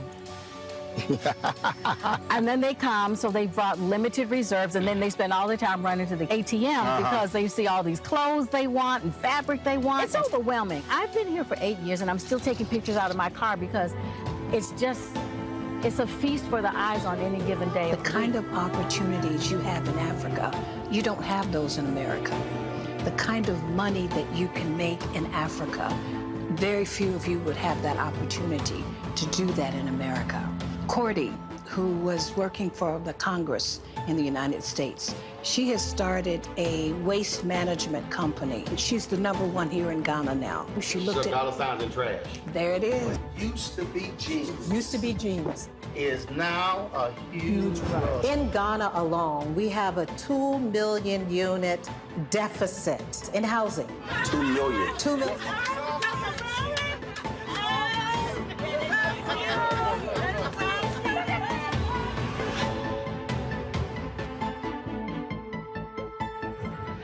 7 of the 10 fastest growing economies right now are African nations. Why in the world would we not be trying to figure out how to connect? Because the Lebanese are, the Chinese are, everybody else is doing it. We will be crazy to do it. And it's for people who look like us. We will be crazy to do it, crazy to do it, crazy to do it.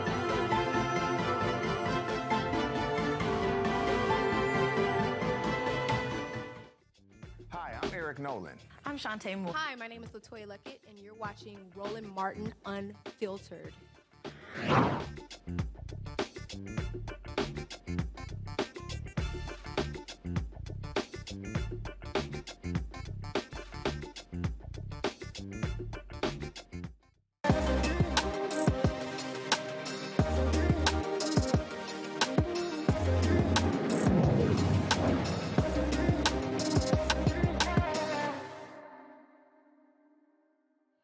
All right, folks, a couple of black women created a company to help African Americans navigate this new COVID world. They join us live right now. Joining us from Oakland, California is, first of all, from Fairfield, California, Cynthia Coward, Teresa Lakes. She's in Las Vegas. Glad to have both of them here.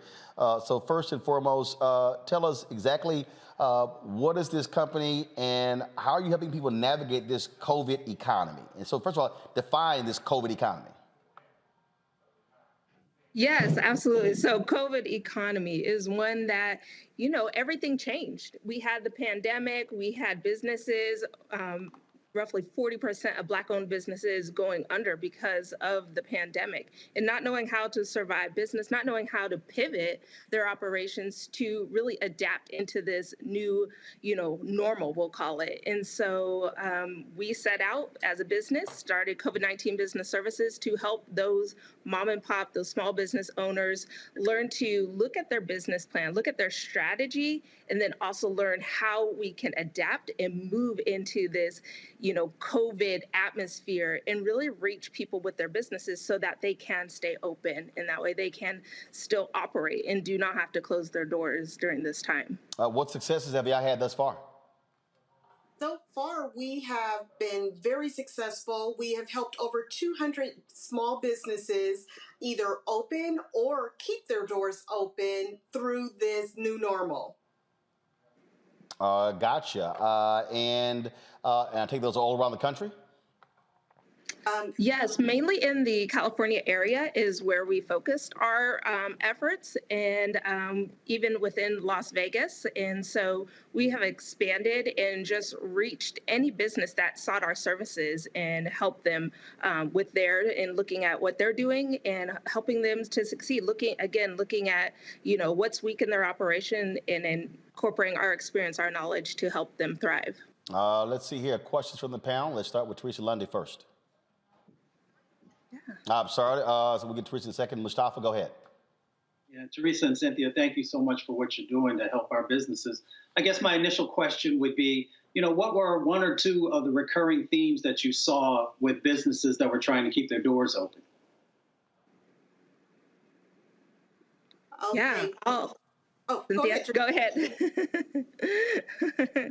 I'll say one of the major challenges for business were the funding.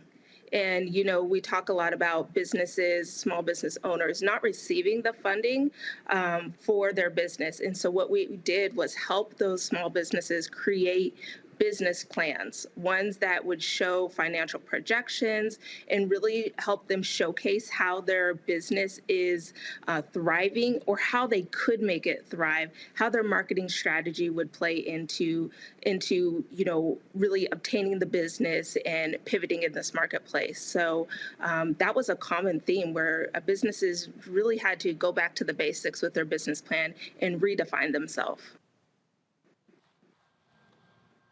All right, DeMario. I had a very similar question related to the PPP funds and were you guys able to help many of your businesses access those dollars as they were trying to survive during the pandemic? Because I know that was a big problem for so many Black businesses not having access to the billions of dollars that was available. Yes, we were both able to assist many businesses that required funding. We were able to kind of guide them through like the EIDL loans, the PPP loans. There's even a fund out there right now called the California Dreaming that we are participating in and helping businesses discover these funding options. All right. Teresa, your question for our guest. Yeah, well, one, thank you, ladies, so much. Because, listen, as a business owner myself, I know very well what it took to stay in business. So I had about 6 months of trial and error during the pandemic. And so PPP and EIDL, because I'm in the government space, I actually knew where to go. So I wish you guys were around. It probably would have streamlined the process a little faster. So if one of my questions is for those who, because I believe the federal government EIDL is saying there's going to be an extension.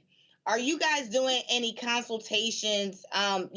Just maybe I'm not sure what the process is. I need to go to this website, COVID-19businessservices.com. But for somebody that's in Philadelphia or in New Jersey, could we just, hey, submit our questions and complete a consultation? Walk us through this process so we know how to extend and get some benefits from our government. Yes. So the main philosophy in our business, COVID-19 Business Services, is building the relationship. So with every client that we have worked with, we are personally reaching out to make sure that they understand the process, because it becomes complicated for the average user on what are the guidelines, what's the extension, what's the additional funding that's available. So we take pride in just building those relationships, finding out exactly where our clients are, and then seeing how we can help and assist through the process. What we found out too is a lot of business owners do not have the time. They lack just the basic time to set aside, fill out the application, fill out the paperwork. So we are able to take that on for our clients, given they, give us their information and help them through the application process. And so COVID-19's business services, I would say, is unique in that factor that we are there from beginning to end. We build that relationship, that confidence, and provide professionalism in our service. All right then. So somebody's out there who they want answers. How do they reach you to be able to find assistance? Absolutely. So our website, COVID-19businessservices.com, is the best way to reach us. You can log on, set a one-on-one consultation. We can also be reached via telephone, 1-866-421-9274. You can reach Cynthia or myself. And on all social media networks, we're on Twitter, we're on Instagram, Facebook, and LinkedIn. Again, COVID-19 Business Services. You'll see us located there. You'll see our pictures. You'll see navigating the new normal, and that's really the best way to contact us. All right then. Well, we certainly appreciate what y'all are doing. Certainly, our goal is always to be able to help our folks when it comes to business, and those things are critically important. We appreciate it. Thanks a lot. Thank you. Absolutely. All right, thanks a bunch. Final comments. Let's go from each one of our panelists on any particular subject. Could be when we're talking about the whole money piece. So I'll start with you, Mustafa. You just need to be very focused and understand that, there's literally trillions of dollars out there. We should be focused on the billions to begin with, and then we can move to the trillions. Make sure that we're actually getting our piece of the pie, and to make sure that we aren't being denied, the opportunities that wealth development can bring to our communities and the transformation. So I hope that we will continue to do the work, continue to educate ourselves, but then to really get engaged and hold people accountable. All right, Teresa, you're next. Well, I'm excited about this conversation. This is definitely a replay option for anyone on this panel and the ones actually watching, because we are in this together. We understand that we have a purpose, and the fine line between what we're worth and what we deserve is not that thin. So I hope that we are sharing, we are liking, we are encouraging, but also spending those dollars where it's worth. Because unlike, other channels who claim that they say they are Black owned and oriented, we know that we can count on Roland Martin Unfiltered and his Black Star Network and his phenomenal production team that ensures every day that we are getting the information deserved. So we have to support our own, and we can do it right here, right now. DeMario, close us out. Yeah, I definitely want to echo Teresa to say support this, brother. Support Roland Martin Unfiltered. It's such a resource for our community. Number two, respect yourself and demand that others respect you. I would say one of those organizations, the only one on that group, First Oklahoma Bank, has been an organization I've worked with for many years. They've supported our law firm, supported Justice for Greenwood, and supported many of our projects. So support people that support you, respect yourself, and demand respect, and support Roland Martin. All right, DeMario, I appreciate that. Folks, let me thank all three of you who've been on our panel today. Thank you so very much. Always a pleasure. To all the folks who are watching, we're about to have a conversation that deals with COVID, its impact. Look, we already heard the mask mandate has been a federal judge, a Trump-appointed federal judge, who frankly was grossly unqualified. She has gotten rid of the mask mandate on airplanes and public transportation. The Biden administration announced today that they're going to be fighting that in court. We're still impacted. Prominent DJ just died, 55 years old, of COVID. So it is still with us. And so we're about to have an hour conversation talking about this. We were going to stop. We were going to break, but we're not going to do that. We're going to just keep our stream going. We're just going to transition from one conversation to the other. And so I'm looking forward to that conversation. But I specifically, and I know some of you, I saw some of y'all comments, man, calm down. You're going to have a stroke. Y'all, my health is good. But I'm passionate about this because I need you to understand, folks, how we are being impacted by folks not spending money with us, how we are being frozen out of this system. It is happening repeatedly. It is happening all around the country, and it continues to happen over and over and over again. And so we have got to be willing to make demands when it comes to these resources. And unfortunately, that is not happening on a consistent basis. And so these companies have got to stand up. These companies have got to be able to invest because they love us spending, but they do not love returning the capital to us. And so that's why we're going to continue this fight. Please continue to give support our Bring the Funk fan club. With every dollar you give goes to support this show. Please, again, our goal is to raise $5,000 tonight to hire that freelance writer. I'm going to be emailing people tonight because we're going to go after all of these companies and demand answers. P.O. Box 57196, Washington, D.C. 20037-0196. Cash App is $RM Unfiltered. PayPal is R Martin Unfiltered. Venmo.com is /RM Unfiltered. Zelle is Roland@RolandSMartin.com. Roland@RolandMartinUnfiltered.com. And so I certainly appreciate all of you who have been watching our show, who have been participating in this conversation. And so we now are going to transition to this conversation about COVID. This has been one of the ways that we have been greatly impacted all across this country, folks, over the last 2 years. Not just, we were talking about just with those business owners, we were talking about how we were impacted there, but so many of our loved ones have been impacted, folks have been impacted when it comes to a loss of resources, a loss of life.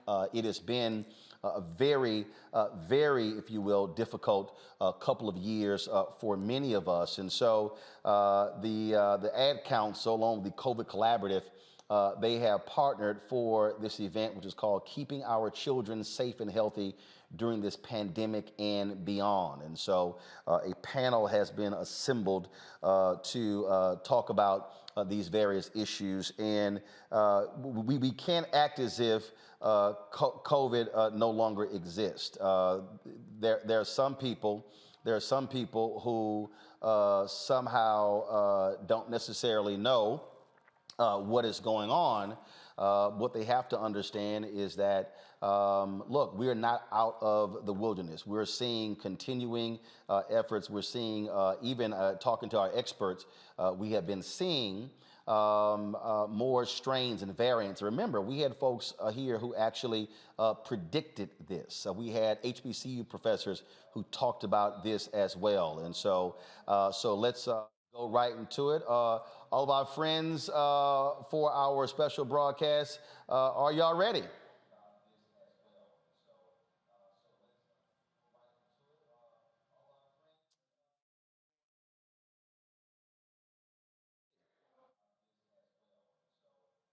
Are we ready? All right, folks, let's go. How we doing? Are we ready? So as you see, folks, let's go. How we doing? Are we ready? So as you see, folks, let's go. How we doing? Are we ready? So as you see, folks, let's go. How we doing? Are we ready? So as you see, folks, let's go. How we doing? For this special conversation, the folks, of course, you ready? So as you see, folks, let's go. How we doing? For this special conversation, the folks, of course, you ready? So as you see, folks, let's go. How we doing? For this special conversation.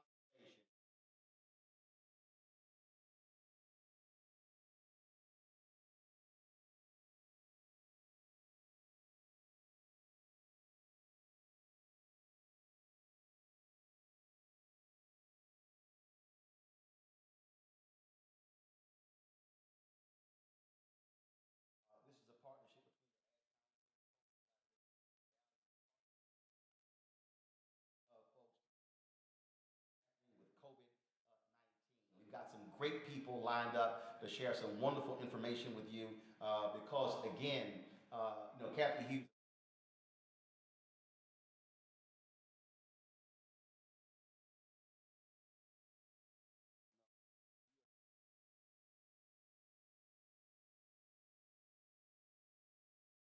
Have been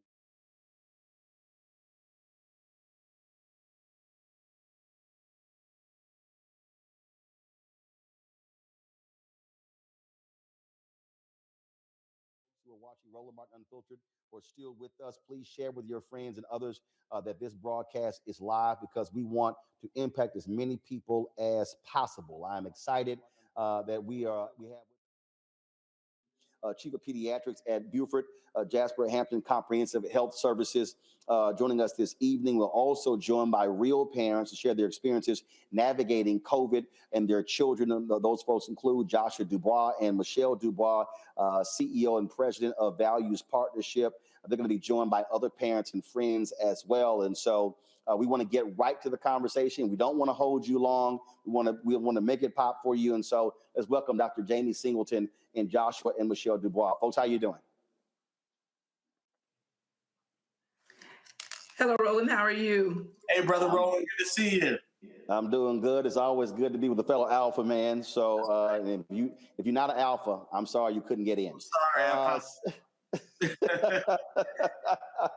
All right, so let's start, Dr. Singleton. I want to start with you first. I opened up talking about how all of a sudden, boom, mask mandate. I flew today from Nashville. I spoke at Fisk University last night. People were in the airplanes, and we've seen the videos. People all excited, taking their mask off. Oh, don't have to wear it. I'm sitting here going, COVID's still real, y'all. Yeah. I'm doing the same thing too, Roland. I really am. It's scary in a sense that we are still living in this pandemic and we're still learning to deal with this virus. And yes, we're 2 years into it, but this virus is mutating and changing, and the variants, and they're coming so quickly. And we've got the spikes and the ebbs and the flows and the number of cases throughout the United States. And so, especially in close quarters, I think that we should still be doing our masks as much as we can. I know it's hard when you're in a public place and you see a lot of people take off their mask and you're like one of five who still have their mask on, but let me stop you right there, because when you have these people, you got Dr. Oz, who's running for Senate in Pennsylvania, who's saying masks don't work. Okay, there's somebody who's listening and they're saying that do masks work? Everything that I've seen, doctors I've talked to for the last 2 years said, absolutely, masks stop the transmission, especially the N95 mask, of particles coming out of your mouth. They do. They really do. And they work better if you're the sick person that has on the mask. For instance, if I have on a mask and I walk into a cloud of smoke, well, the smoke surrounds me. But if the smoke is coming out of my mouth and I have on the mask, then I'm not going to transmit as much of that smoke. And that's the idea behind it. The particles, if I have on the mask and I'm sick and I go achoo or I'm just talking, it's less likely going to spread to others around me. In just the opposite fashion, if everybody else is sick and I just happen to have on a mask, I'm still sitting in this mist of particles and illness, hoping that my mask works enough. But masks do work. Long story short, they do work. You should use them. And the reason I find this to be quite fascinating is that the number of people who have talked about not having the flu, not having allergies, all of these things that we've been used to, because we literally changed how we were living in terms of washing hands, using sanitizer, wearing masks. So for the folks who act as if, oh, these things are just driving us crazy. No, it's literally has changed our health conditions. It really has. I don't see half as many sick children as I used to. I almost forgot how to treat a cold because no one got sick, especially 2020 and 2021, no one got sick.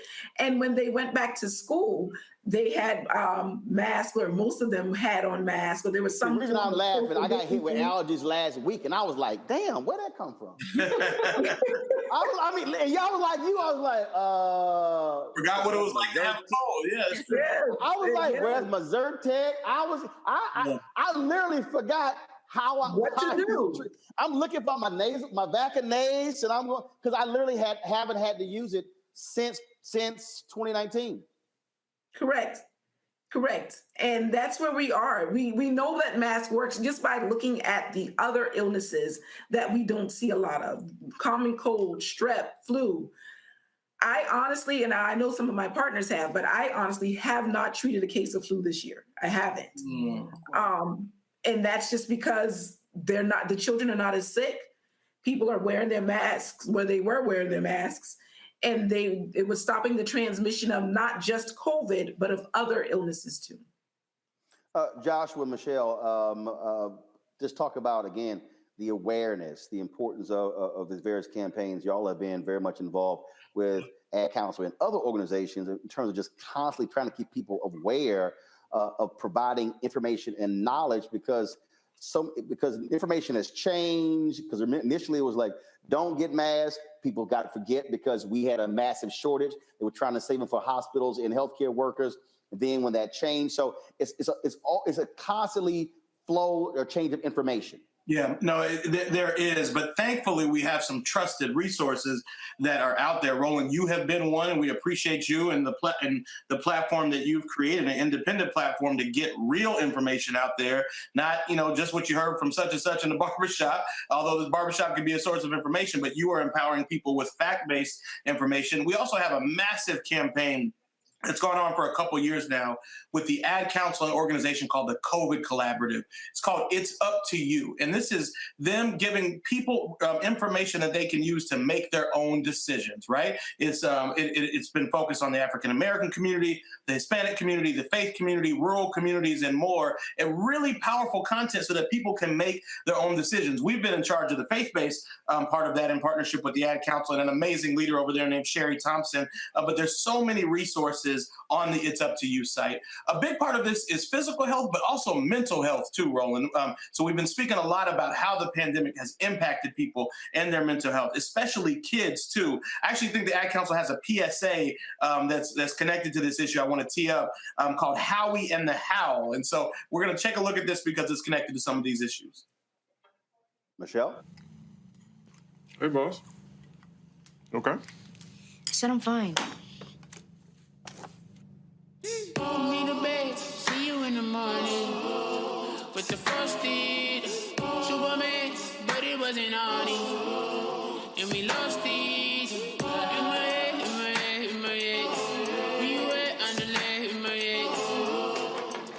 Hey, son. Hey, Bob. You know you can talk to me. Yes.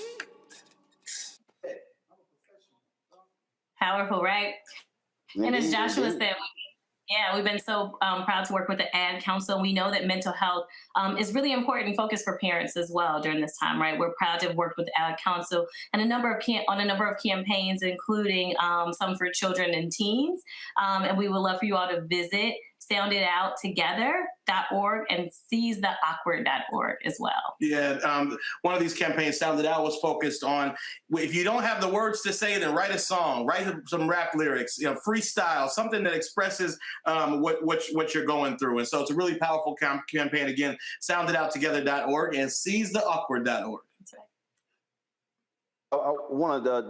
Doc, I wanted to bring you back in here because one of the things that we also are seeing right now, we're seeing people still talk about vaccines now, triple boosted, having the fourth booster. Let's talk about effectiveness. I've had family members hit me up and ask me about this, and well, Pfizer and Moderna, and then does it wear off, and how long does it last? Is it 6 months? Is it a year? Is it 2 years? And so just give the latest on that to help folks who also might have some questions in that area. All right. So the short answer to the vaccine question is yes, it's effective. It works. It's actually working better to prevent infection than having the infection itself. So even if you have had the COVID virus disease, you still want to get the vaccine because it works better to prevent. It's actually been working against the variants. It works. That's the short answer. So the structure and the timing of it changes. And I like to remind people that we are battling a disease and learning about it at the same time, unfortunately. And so remember, the science is going to change because as we learn new things, as you know better, you do better. So as we learn new things, we will change things up. And so the Moderna and the Pfizer vaccine are a 2-shot series. And then they've added boosters. Now, if you're immunocompromised, it's a 3-shot series. And then there's a first booster for that. And that's a little different. So if you have issues with your immune system, you're maybe in cancer treatment, you should get 3 shots. Everybody else will get 2 shots. And right now, we've only got vaccine from ages 5 and up. So perfect example. So I got my 2 shots. I got COVID in December. And I probably got it when I was in Hawaii on vacation because I landed on a Monday morning, flew to Atlanta that evening. I didn't have my first symptom until a scratchy throat. That Wednesday night, we had an event with Coca-Cola around the Celebration Bowl about 9:15, and then got back to the Airbnb, had chills for the next 2 days. I tested negative and tested positive until that Saturday, and then came home in quarantine. So, but I got the, what the hell y'all call it? Mononuclear, I just call it the nuclear potion. So I got that. So I couldn't get a booster for 90 days. So the question is, do I need to have a third shot? The third booster, yes. Okay. Right now, there's two boosters. There's the third booster that everybody should get ages 12 and up. And then there's the fourth booster that's only being recommended now for those who are ages 50 and up, or if you are immunocompromised. So the third booster. So you saying I got to get a third and a fourth? Right, well. Dang, not all these shots. Give me my shots, man. I want all my shots. You can give me 4th, 5th, 6th, 7th, 8th, whatever you want to give me. The fourth booster, I'm saying talk to your physician about it. If you are right now, most of the country, we're at a low in the numbers of new cases, which is great, which is awesome. I know some states are going up. So if you are in a place where it's going up now, this might be a great time for you to get your 4th dose. However, if you're in a place where you are kind of low and things are good and the numbers are okay, then you may want to wait, because we know that all boosters have been shown to increase the number of circulating antibodies. So what does that mean? That means the things that fight infection, as soon as I get my booster, in about 2 weeks, they're up and they're running and they're ready to fight infection in my body. We want them there But we also know why we need the boosters is as the time goes on, they start to slowly decrease. Yes, it's still effective, and the rate of hospitalizations and death did not change, even though the antibodies were decreasing, which was a good thing. That meant that the vaccine was stopping hospitalizations and it was stopping death, even though the circulating antibodies was decreasing. So, fourth dose, I'd say that's right now, that's a personal thing. You should talk with your doctor, but definitely get your third dose. A little bit earlier, Joshua mentioned this, and I want you to speak about this, and I want to ask him and Michelle about how they've had to deal with this with their kids, and that is, he mentioned the mental aspect. Yeah. My wife and I, we had two of my twin nieces living with us last couple of years, and now back in Texas.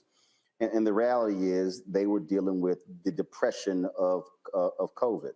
The Surgeon General has talked about the mental impact of COVID on young children and teenagers. The markers in life that people were used to, prom, graduation, junior prom, all the other different events, sporting events, homecoming games, all of these things. So all of these life markers, you got 2 or 3 years of students who, frankly, don't have those experiences. And a lot of folks have been handling it in different ways, and it's been very tough on this generation. What must parents and aunts and uncles and others, what must we be doing to be sympathetic to what they have been going through, just to say, hey, toughen it up, it happens? Yeah. That doesn't cut it. Yeah, no, it's a great question, Michelle. Love your thoughts too. I think, a couple things that we've tried to do, and our kids absolutely hit that Zoom fatigue wall. I mean, you could see it on their faces.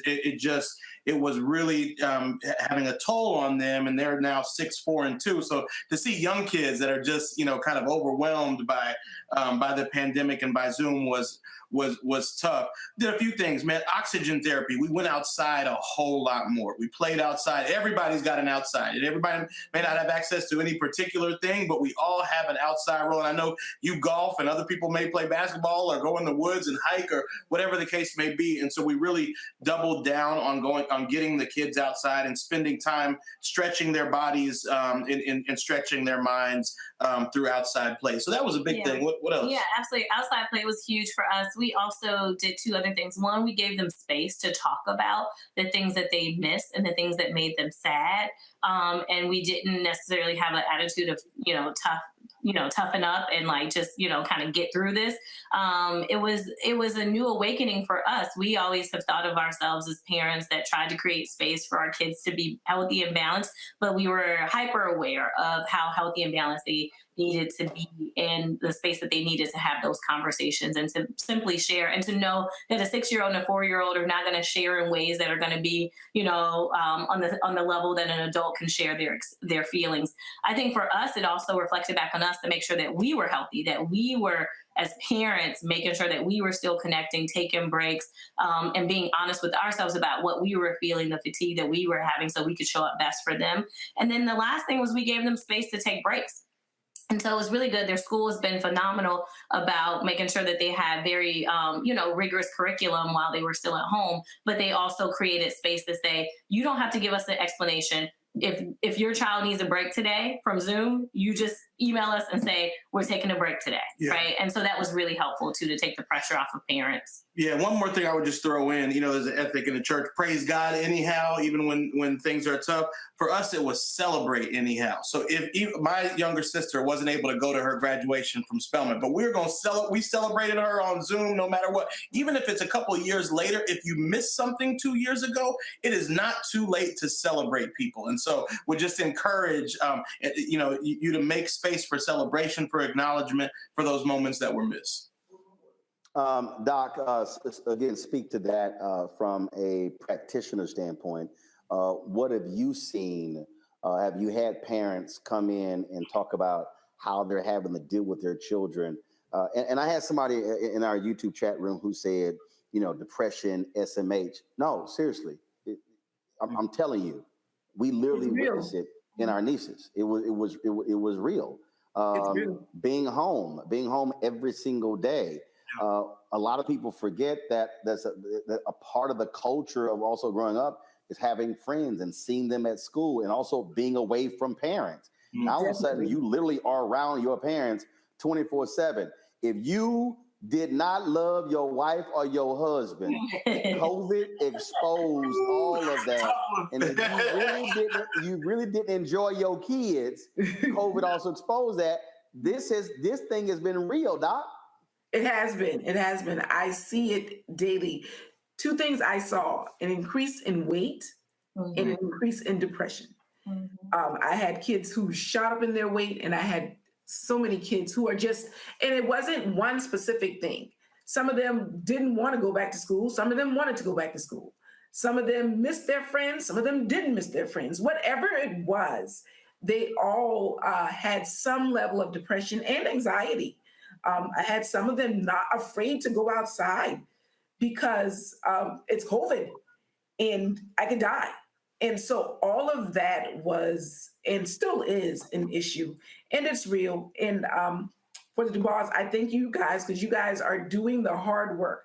And the hard work is just acknowledging that this is something that we need to deal with, and then dealing and doing something about it, whatever it is, trying something different. It's not so much that the parents are coming to me, it's the children are telling me themselves. Wow. And their mom and dad may or may not even know. That's so true. And so that's what's happening. They're especially as they get older, teenage years, you already want to isolate anyway. And so I'm in my teenage years, I'm isolated. And so I isolate more. And it was the children and we screen it's a national thing now that you screen for depression. But we've been screening for depression for a little bit. So we screen all our teenagers 12 and up for depression, and they're all coming back positive, and we talk about it. And like I said, it runs the gamut of why. The only thing that I've heard this before, and I want to put this here. It has not been from masking. They didn't care about the masking. I've heard people say, oh, they're depressed because they have to wear masks. No one has ever told me it has been from masking. It's been from, I can't go to school, or I have to go to school now and I don't want to go back. I miss my friends. I don't want to see them because I've been bullied. And so I've gotten away from that bully. And that's the kind of stuff that I've seen. Our kids love their masks. They're looking for their masks. Yeah, they remind me. It doesn't bother them. Yeah. The mask has not at all been an issue for us. Especially, when they go outside, they get their mask break, right? And so the mask that's not been the issue. Yeah.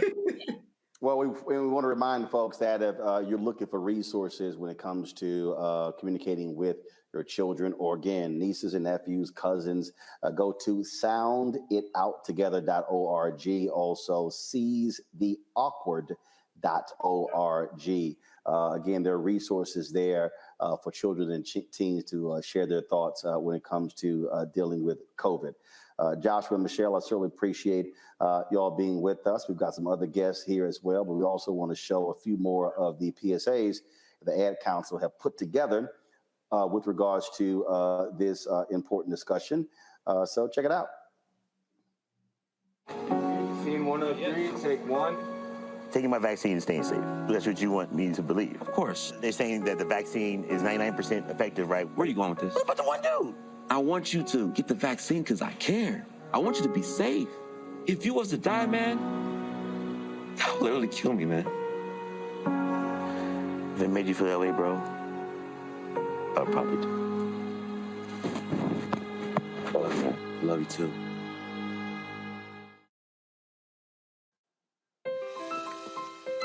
All right, let's try this.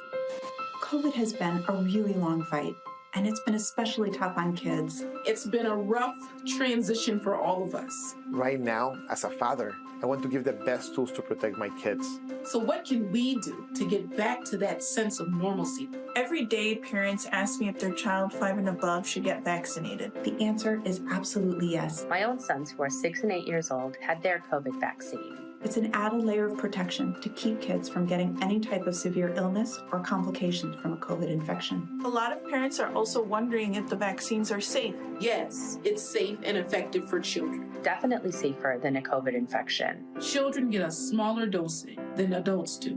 So if you have questions or concerns about the vaccine, that's okay. We're here to help. We have the tools we need to protect kids and help them stay healthy and all get through this together.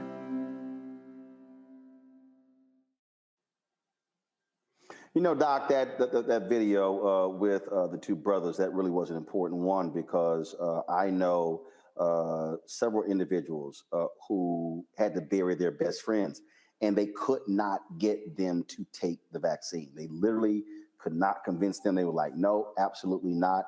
And they went from having that conversation to planning their funeral.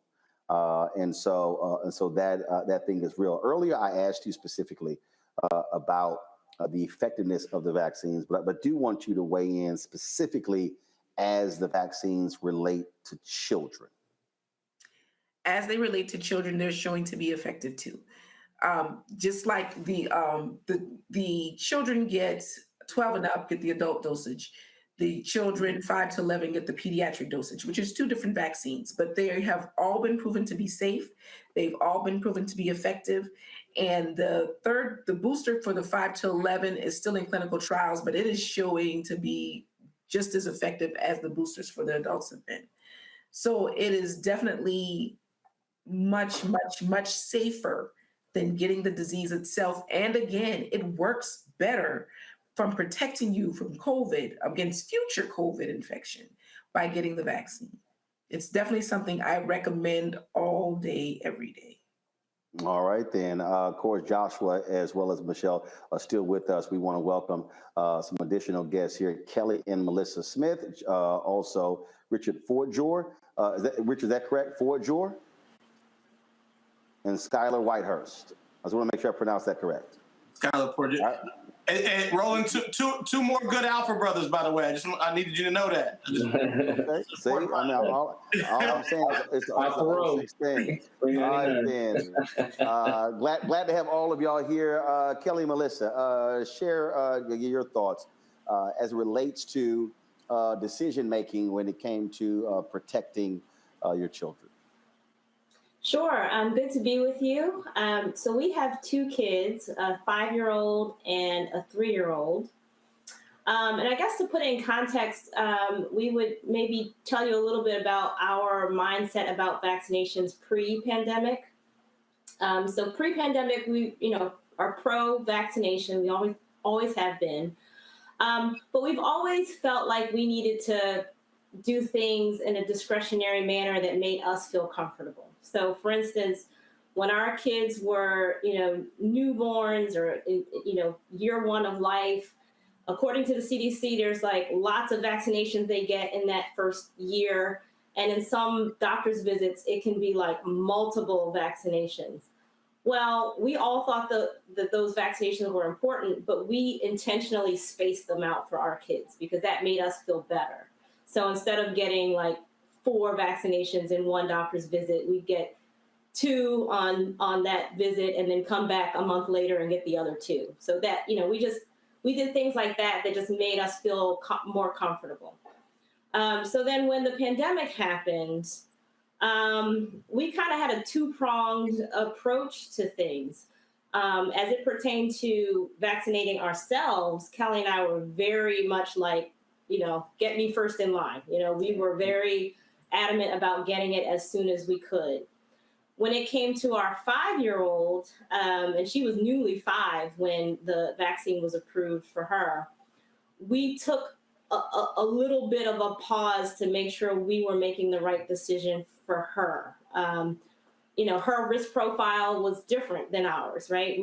Children generally have been shown to be more resilient against COVID. So it was like, okay, what are the pros and cons here for her, right? And once we educated ourselves about it, we had conversations with our pediatrician, we decided that it was the right move to go ahead and get her vaccinated. And once we made that decision, we did not delay.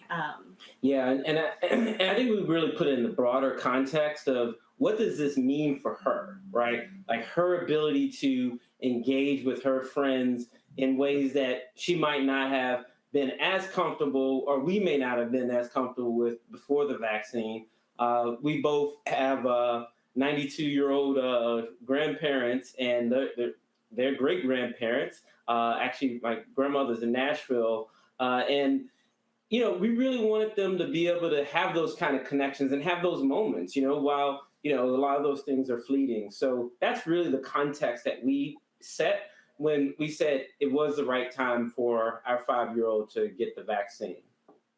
Skylar and Richard, did you have any apprehensions, concerns when you had to make your decisions?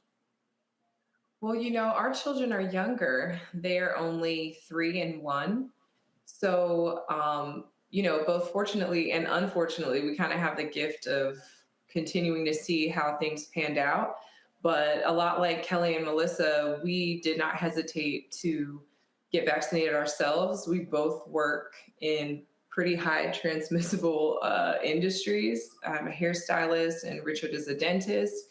So we had to hit the ground running before the world opened up, back being one-on-one, face-to-face with patients and clients. So that's kind of helped us shape our approach to the way we manage our kids and protecting them, while also just having not too much anxiety about it and remaining open to the ever-changing landscape of COVID.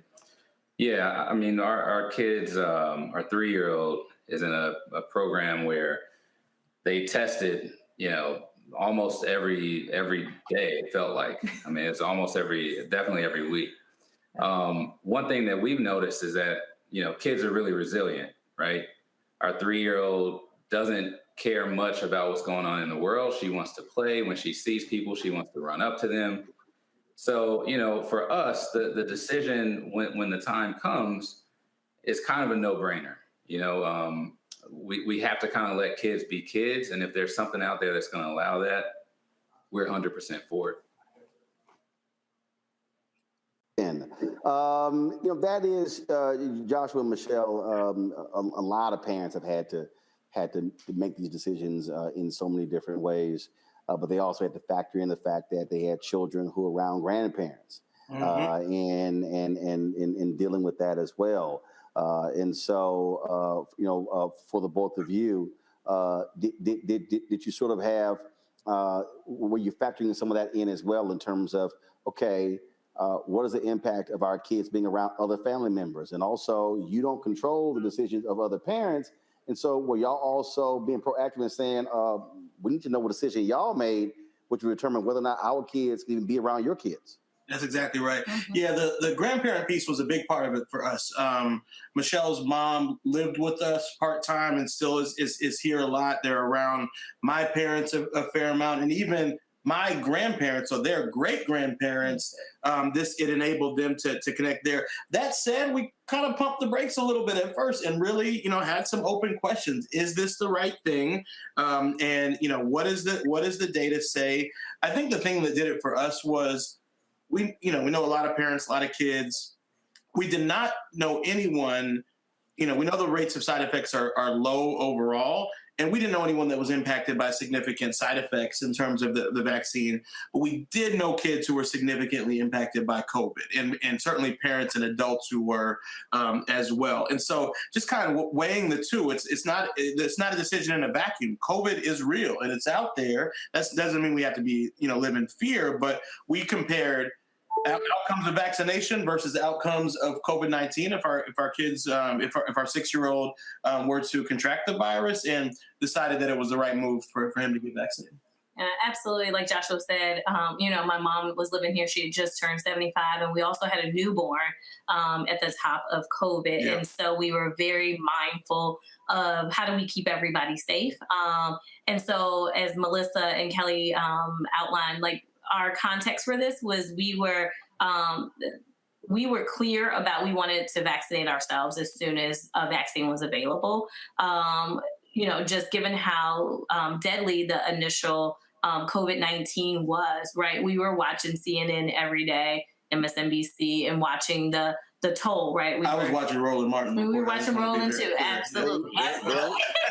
Very smart.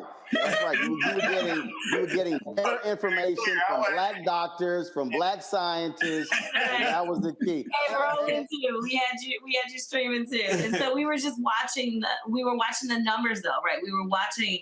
And every number had a story, right? Every number was a person, and we actually knew some people that were affected by COVID in very significant ways. We knew the long hauler stuff that people were really challenged with, some mental challenges that came a part of the long haulers. And so for us, it was very clear. The calculus for us, the cost benefit analysis of becoming vaccinated was very clear for us as adults, as parents. We were going to get vaccinated as soon as a vaccine was available. Like Joshua said, for our 5-year-old, it was a much tougher decision.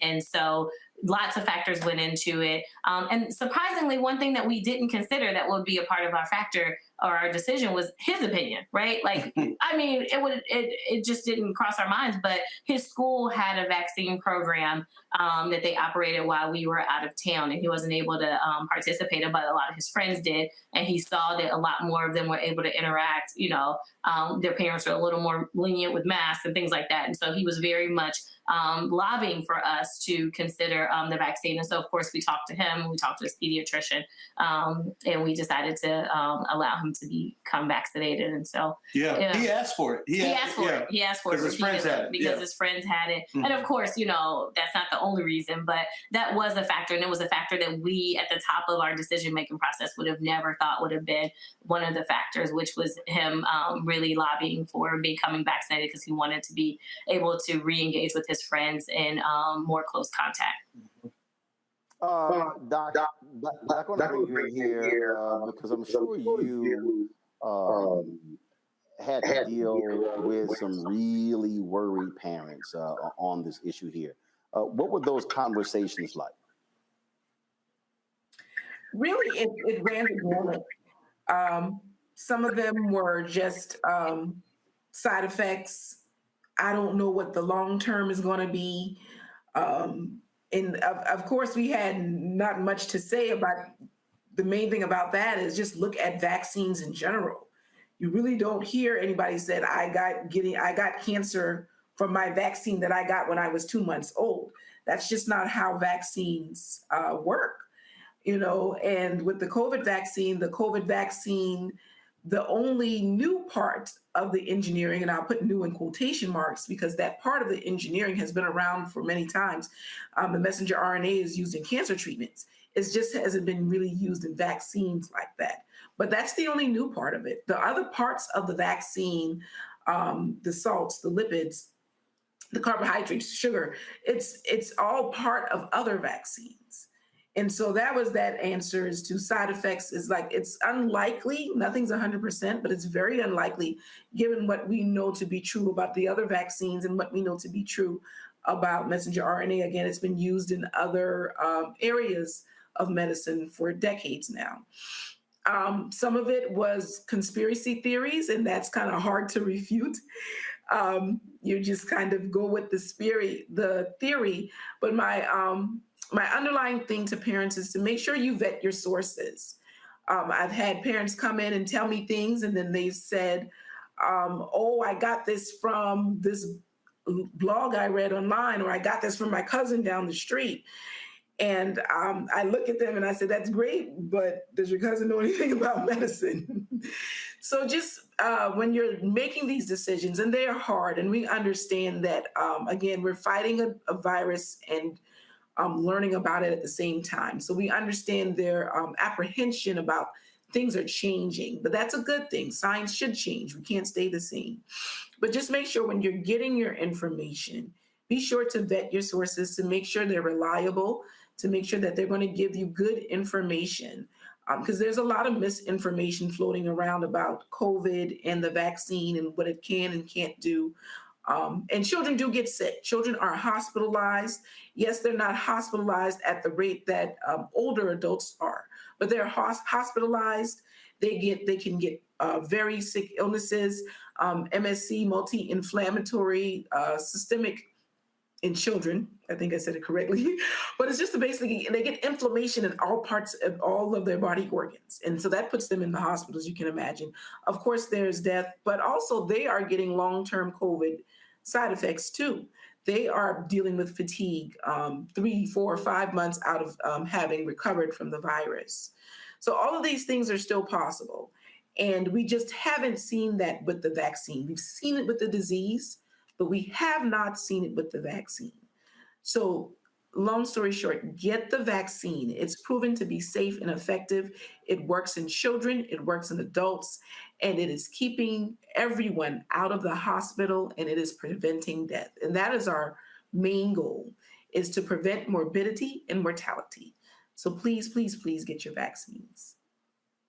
Hey, Roland, the doc mentioned misinformation, and I know you know about this, but there's a powerful piece that the Ad Council and Joy Collective put together to respond to a specific piece of misinformation. There's a lot of conversation about Tuskegee experiment. They're not going to do Tuskegee on me and so forth. And without folks really knowing that history, they put together this amazing series of videos that actually talks to descendants of the men who were involved in that experiment and unpacking what it really was and what conclusions really should be.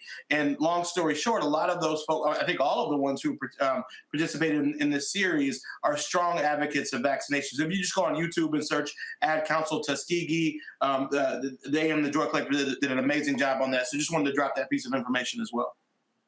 Well, I sit here and look at some of these people here. Like I've got a bunch of these crazies mad because today, when I was flying, I still wore my goggles and I was double masked. And people like, oh my God, it's about freedom. Like, that's cute. But I know a whole bunch of people, Doc, who were yelling freedom, who are in the grave. And I keep telling folk, ain't no flip side to death. Now, you can talk about going see Jesus and God in heaven, but some people who are evil are going to be in hell. That's your flip side. But the reality is, when you're gone, you're gone. So play with this all if you want to, but there is a hardcore reality that people are still experiencing. And again, as I said, there's probably a DJ, African-American, who just died, 55 years old, and he battled COVID for the last 4 months. He's gone. Yeah. Wow. Yeah. Yeah. One side effect I will say that is out there is our daughter fought us kicking and screaming to get that shot. And she wanted the shot. She rolled up saying, I want the shot. And then 3 seconds before she needed to get it, she said, but she got it. And then she was like, oh, that was nothing. We're pediatricians. We do that every day. No worries. Yeah. And I just remember the website is getvaccineanswers.org. That's where you can find all of the resources related to the It's Up to You campaign and Tuskegee campaign I just mentioned, and more. Again, it's getvaccineanswers.org. Kelly and Melissa, we had that exact same experience. We said that August wanted it, but then we got over there. We had to bribe, cajole, promise. Yep. I didn't headlock him, but I wanted to. It was just bad. But afterwards, it was fine. It was, it was over. Yeah. She said, let me be brave. And we just paused and said, all right, let's let you be brave. And then it worked. Yeah, and can I tell you about our experience with that? It was just so interesting. Our son, did the same thing, wants to go get the shot, gets there, completely falls apart. And I think it was a testament to how amazing the nurses were. They were so patient, right? Like, there were other people behind us, but it wasn't like, when I was a kid and you needed to get a shot and you went in there and you really showed out and they're like restraining you and holding you down. It was very empowering, I think, for him, that even though it took us an extra 20 minutes or 30 minutes to get that shot, that he was able to do it on his own terms again, right? So anyway, I know everybody doesn't have that kind of time, but it was just the most amazing thing. And it's funny, the vaccine actually looks like much worse than what it really is. It is the most painless shot. And he saw me get mine first, and I think that was it. That he was like, that was a long needle, and that looks like that's gonna hurt. And then once he had the first one, he was like, actually, that was surprisingly painless, right? And so that's the power of a mama. I just gotta give a shout out, because me, I was like, man, just put it in there. And she worked with the nurse. They took their time, and he didn't feel like it was forced on him, and so forth. anymore. So then the second be one like was her. easier. Don't be the like. The second one was easier because of that, right? So he doesn't have this fear of like needles and like trauma associated with needles, and toys are always helpful. So Dad was great about promising to take him to Target to pick out. I will ask each of you this, and that is, give me an example of the toughest conversations you've had to have with friends, fraternity brothers, sorority sisters, loved ones, church members on this very issue, not just when it comes to social distancing, when it comes to wearing masks, when it comes to washing hands, sanitizing, but also vaccines. How did those conversations go down? And did you have any people who you talked to and they just simply said no? I'll jump in on that one. I actually had this conversation a few weeks ago with a fraternity brother, part of the greatest fraternity on earth, but said one of the dumbest things I've ever heard. That's usually not coming from alphas, but whatever. He was telling me about, he was unvaccinated at the time, and had a lot of reasons for why he didn't want to do it, citing Tuskegee and all that other stuff that we all hear from our brothers and sisters. He also did not want to vaccinate his kids. So I'm a little more sensitive about that, right? Kids are, a whole different ballgame. But one of the things that we talked about was, hey man, these kids have essentially grown up in this COVID world, unlike most of us, right? They're not coming at this with the same anxiety we have from past histories of misuse of medicine against people of color. And I think it's important for us not to pass those anxieties on to our kids. I think when we're approaching these decisions, we're thinking for them like it's us. And the reality is, as I said earlier, kids are very resilient. And one of those resiliencies is that they have grown up with this situation. Our kids are still small enough. We just had our first non-COVID birthday for our kid. Every birthday has been COVID. Every birthday has been on Zoom. So I just want to kind of encourage us, those of us who are parents, to take a step back before we make decisions for our kids. Just remember that, they don't know some of the same histories that we do. And let's not take those chances, those experiences away from them. Yeah. Rick, it's such a great point. In terms of tough conversations and moments that I had, one was really tragic. Our last big event for our company right before COVID hit was a set visit for a movie in Atlanta. We brought a bunch of faith leaders down there, and then came back. That was in February. Came back in March. We had learned that one of the pastors that was with us passed away of COVID. So it was just the gut punch early on that this thing is real and it's serious. And as a result, we haven't really pulled punches, right? If we got family members that are not trying to get vaccinated, unfortunately, our response was, well, you can't come with us to to a grandmother's house, or you can't come over our house, and so forth. And so, I think it was that the reality of that mortality early on that kind of shifted things for us. Absolutely. I think our family knew early on that we were very, very, very rigid about social distancing, and especially, in February or March of 2020, before other folks were necessarily there. And so we kind of ripped the Band-Aid off early. And so people kind of knew they may be a little more challenging to interact with.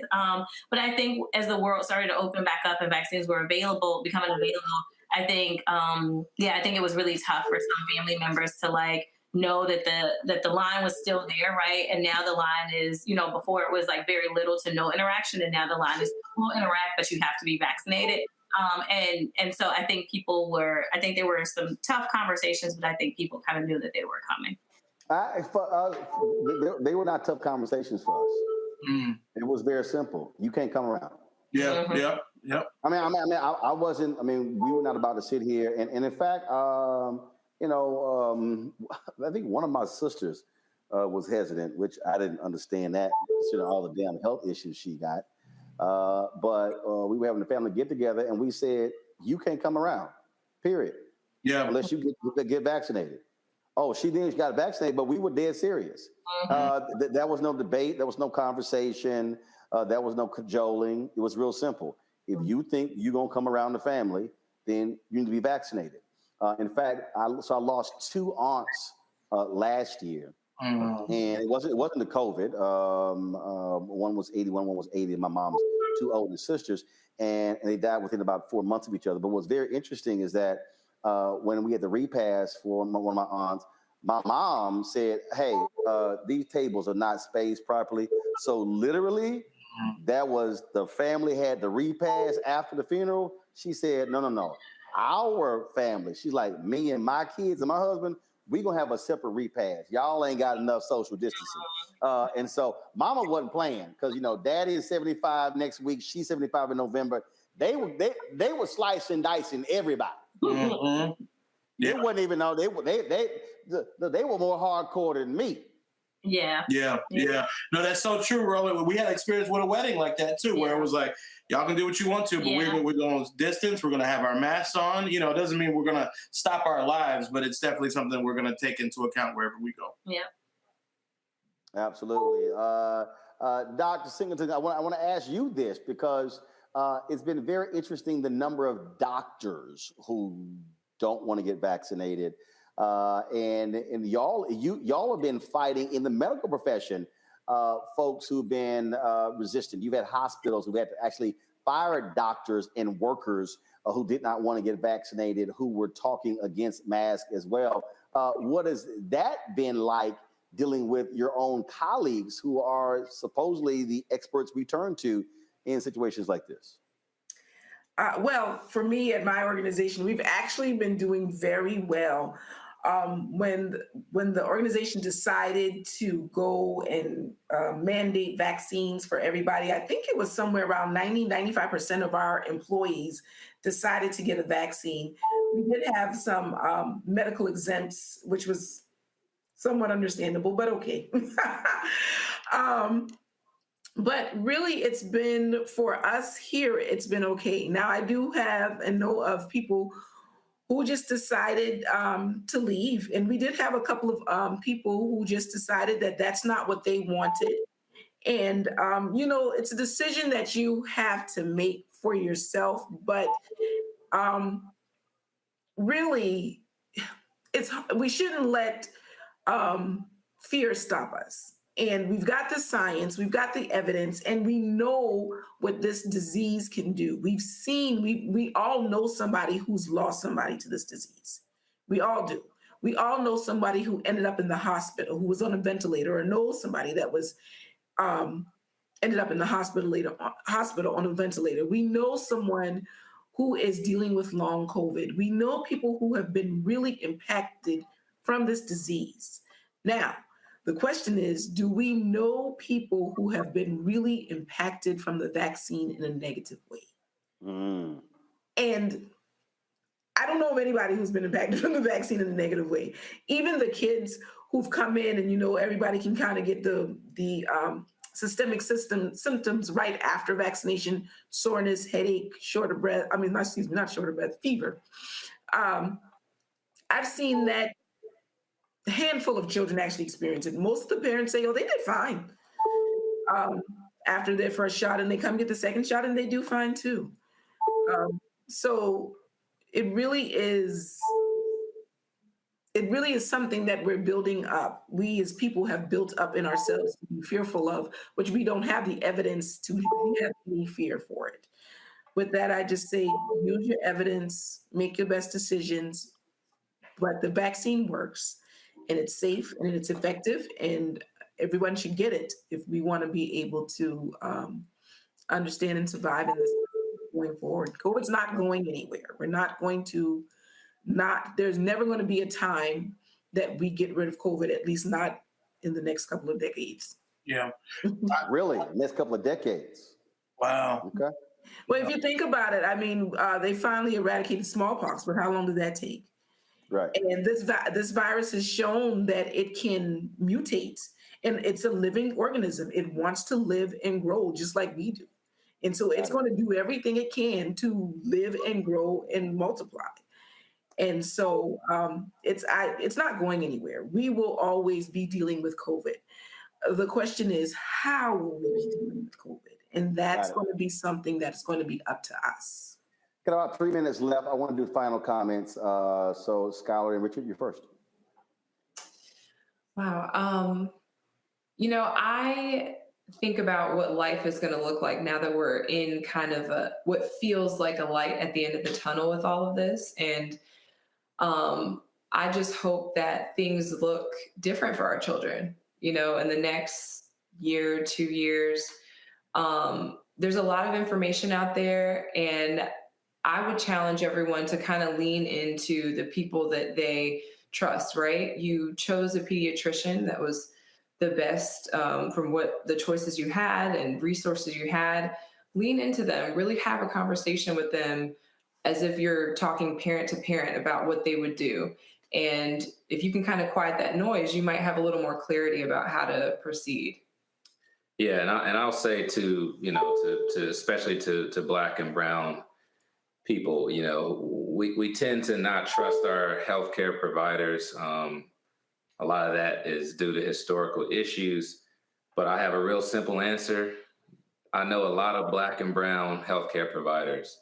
So switch to somebody that you can trust. It's really as simple. And those of us who have voices, you know, Roland, you're doing a great job. Joshua and Michelle, you're doing a great job. Go straight to the source that you trust. There's no reason to have to be with somebody that you don't feel comfortable with, that's going to impact your health negatively. I absolutely agree. Kelly and Melissa? Well, I'm actually representing the Smith delegation. All right.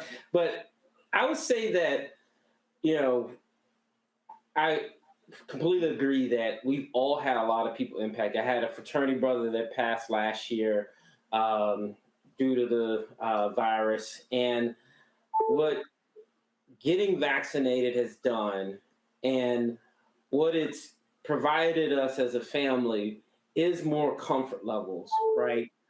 Comfort levels to engage on that, family trip. Comfort levels to, go to a birthday party and, maybe, not wear a mask outside, right? Or, whatever that thing is that really connects you back into society. I think that's been so important from a mental health standpoint, from a just social connection.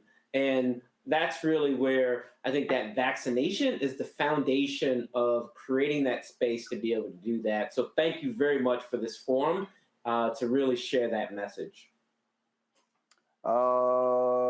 Joshua and Michelle. Absolutely. Well, thank you again, Roland, for having us. It's been a really fun conversation and informative as well. I would say, I think it's important for us to not, I feel like as things are rolling back in terms of masks and the focused attention on vaccines, I think it's important for us to acknowledge what we have been through for the last 2 years. I think it's important to not look past that and just say, I'm so excited I can go to that barbecue, I can do this now. But I think it's important for us to say, man, we've really been through something, right? And it's fundamentally shaped who we are as individuals and shaped how we interact globally, right? And so I think it's important for us to take a moment to pause and acknowledge and have a level of gratitude that we are now on, not completely on the other side, but we are now over the hump, at least in what was a global pandemic. And that's important for us to all acknowledge for ourselves and for our children, and to take a moment to say, thank goodness that we have vaccines, and thank goodness that we had some folks that were making smart decisions to encourage mask wearing, that we are where we are now. It's not by happenstance. And so anyway, I think I really like the notion of taking a moment to honor what we've been through in the last 2 years, our resiliency, and also the level of resources that have come available is really important. And I think just moving forward, I think one thing that Rick said, I would really encourage parents is to reduce the level of fear that we are sharing with our children as we make decisions around vaccines and other things related to this pandemic. So, Joshua? I think you're exactly right. And I would say, get the facts, get the information. There are a wealth of resources out there. Tune in to our brother Roland. Go to getvaccineanswers.org. I cannot tell you how powerful and clear the information there is. You got the cdc.gov. You also have getvaccineanswers.org. And I use that. When I get a video clip, I share it with our family. I send it on a text chain. I engage with the content so that if I'm in the barbershop and somebody's saying something crazy, I can say, well, no, here are the facts, or here's a video about the Tuskegee experiment, and so forth. And so, definitely a key takeaway for me is make sure you're visiting getvaccineanswers.org and empowering people with information to make their own decisions. Dr. Singleton, your final comments.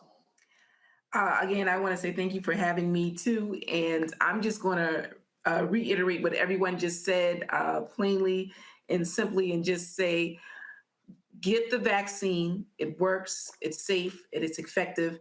And ask for help, get the resources that you need. Your pediatricians, your providers, your nurse practitioners, whoever you see, we want to answer your questions. We really do. We get excited when we get questions, because we like, oh, they're engaged and they want to know the truth. And so please ask us, set up an appointment, go see them, and let them answer your questions. We're not here to mislead you. We just want what you want, which is the best for your children. That's why we went into this profession, because we want what you want, the best for all children.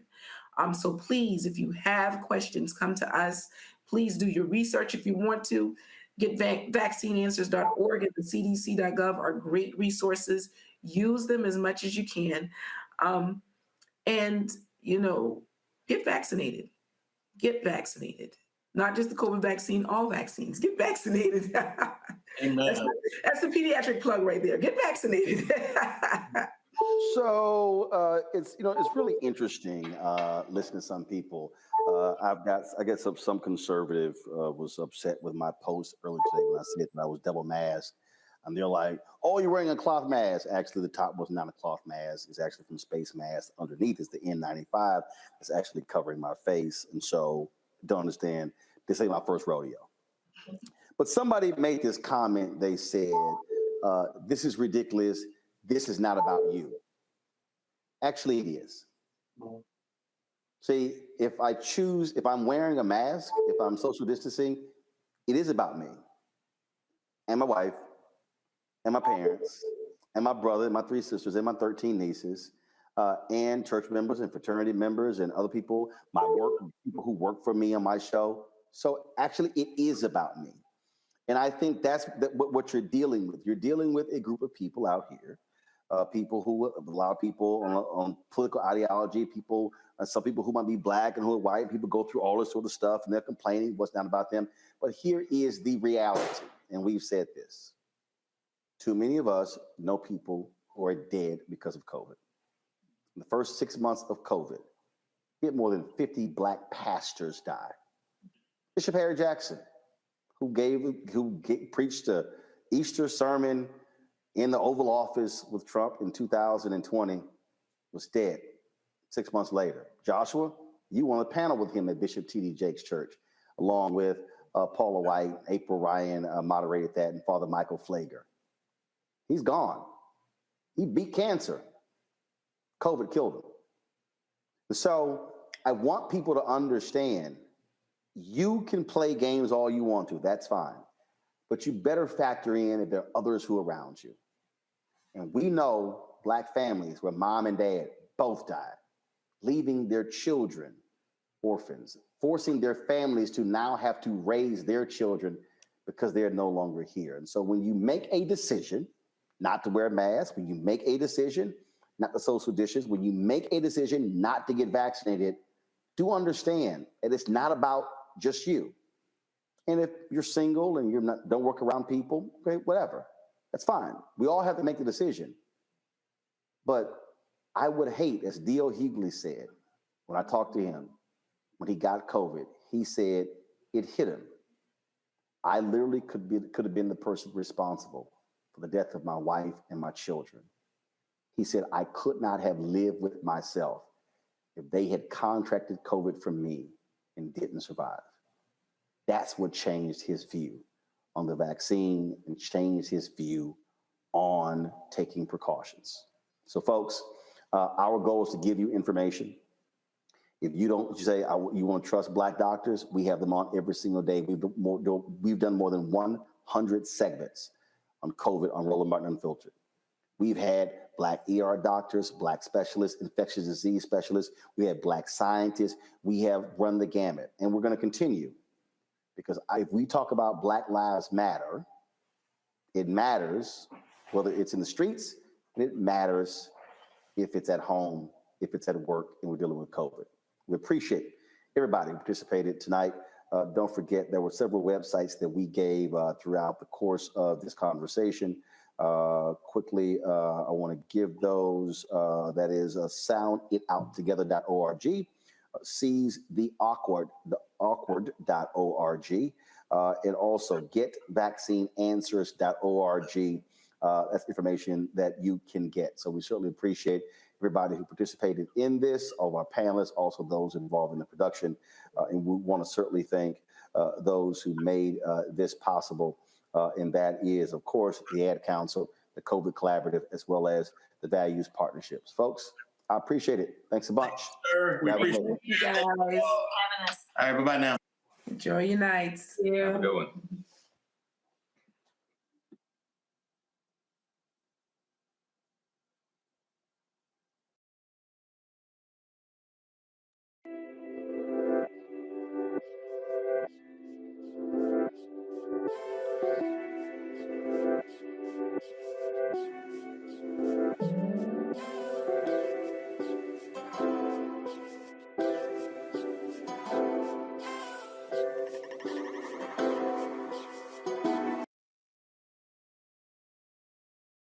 We're sound, we're clear, we're all good. It's over. We stopped the stream.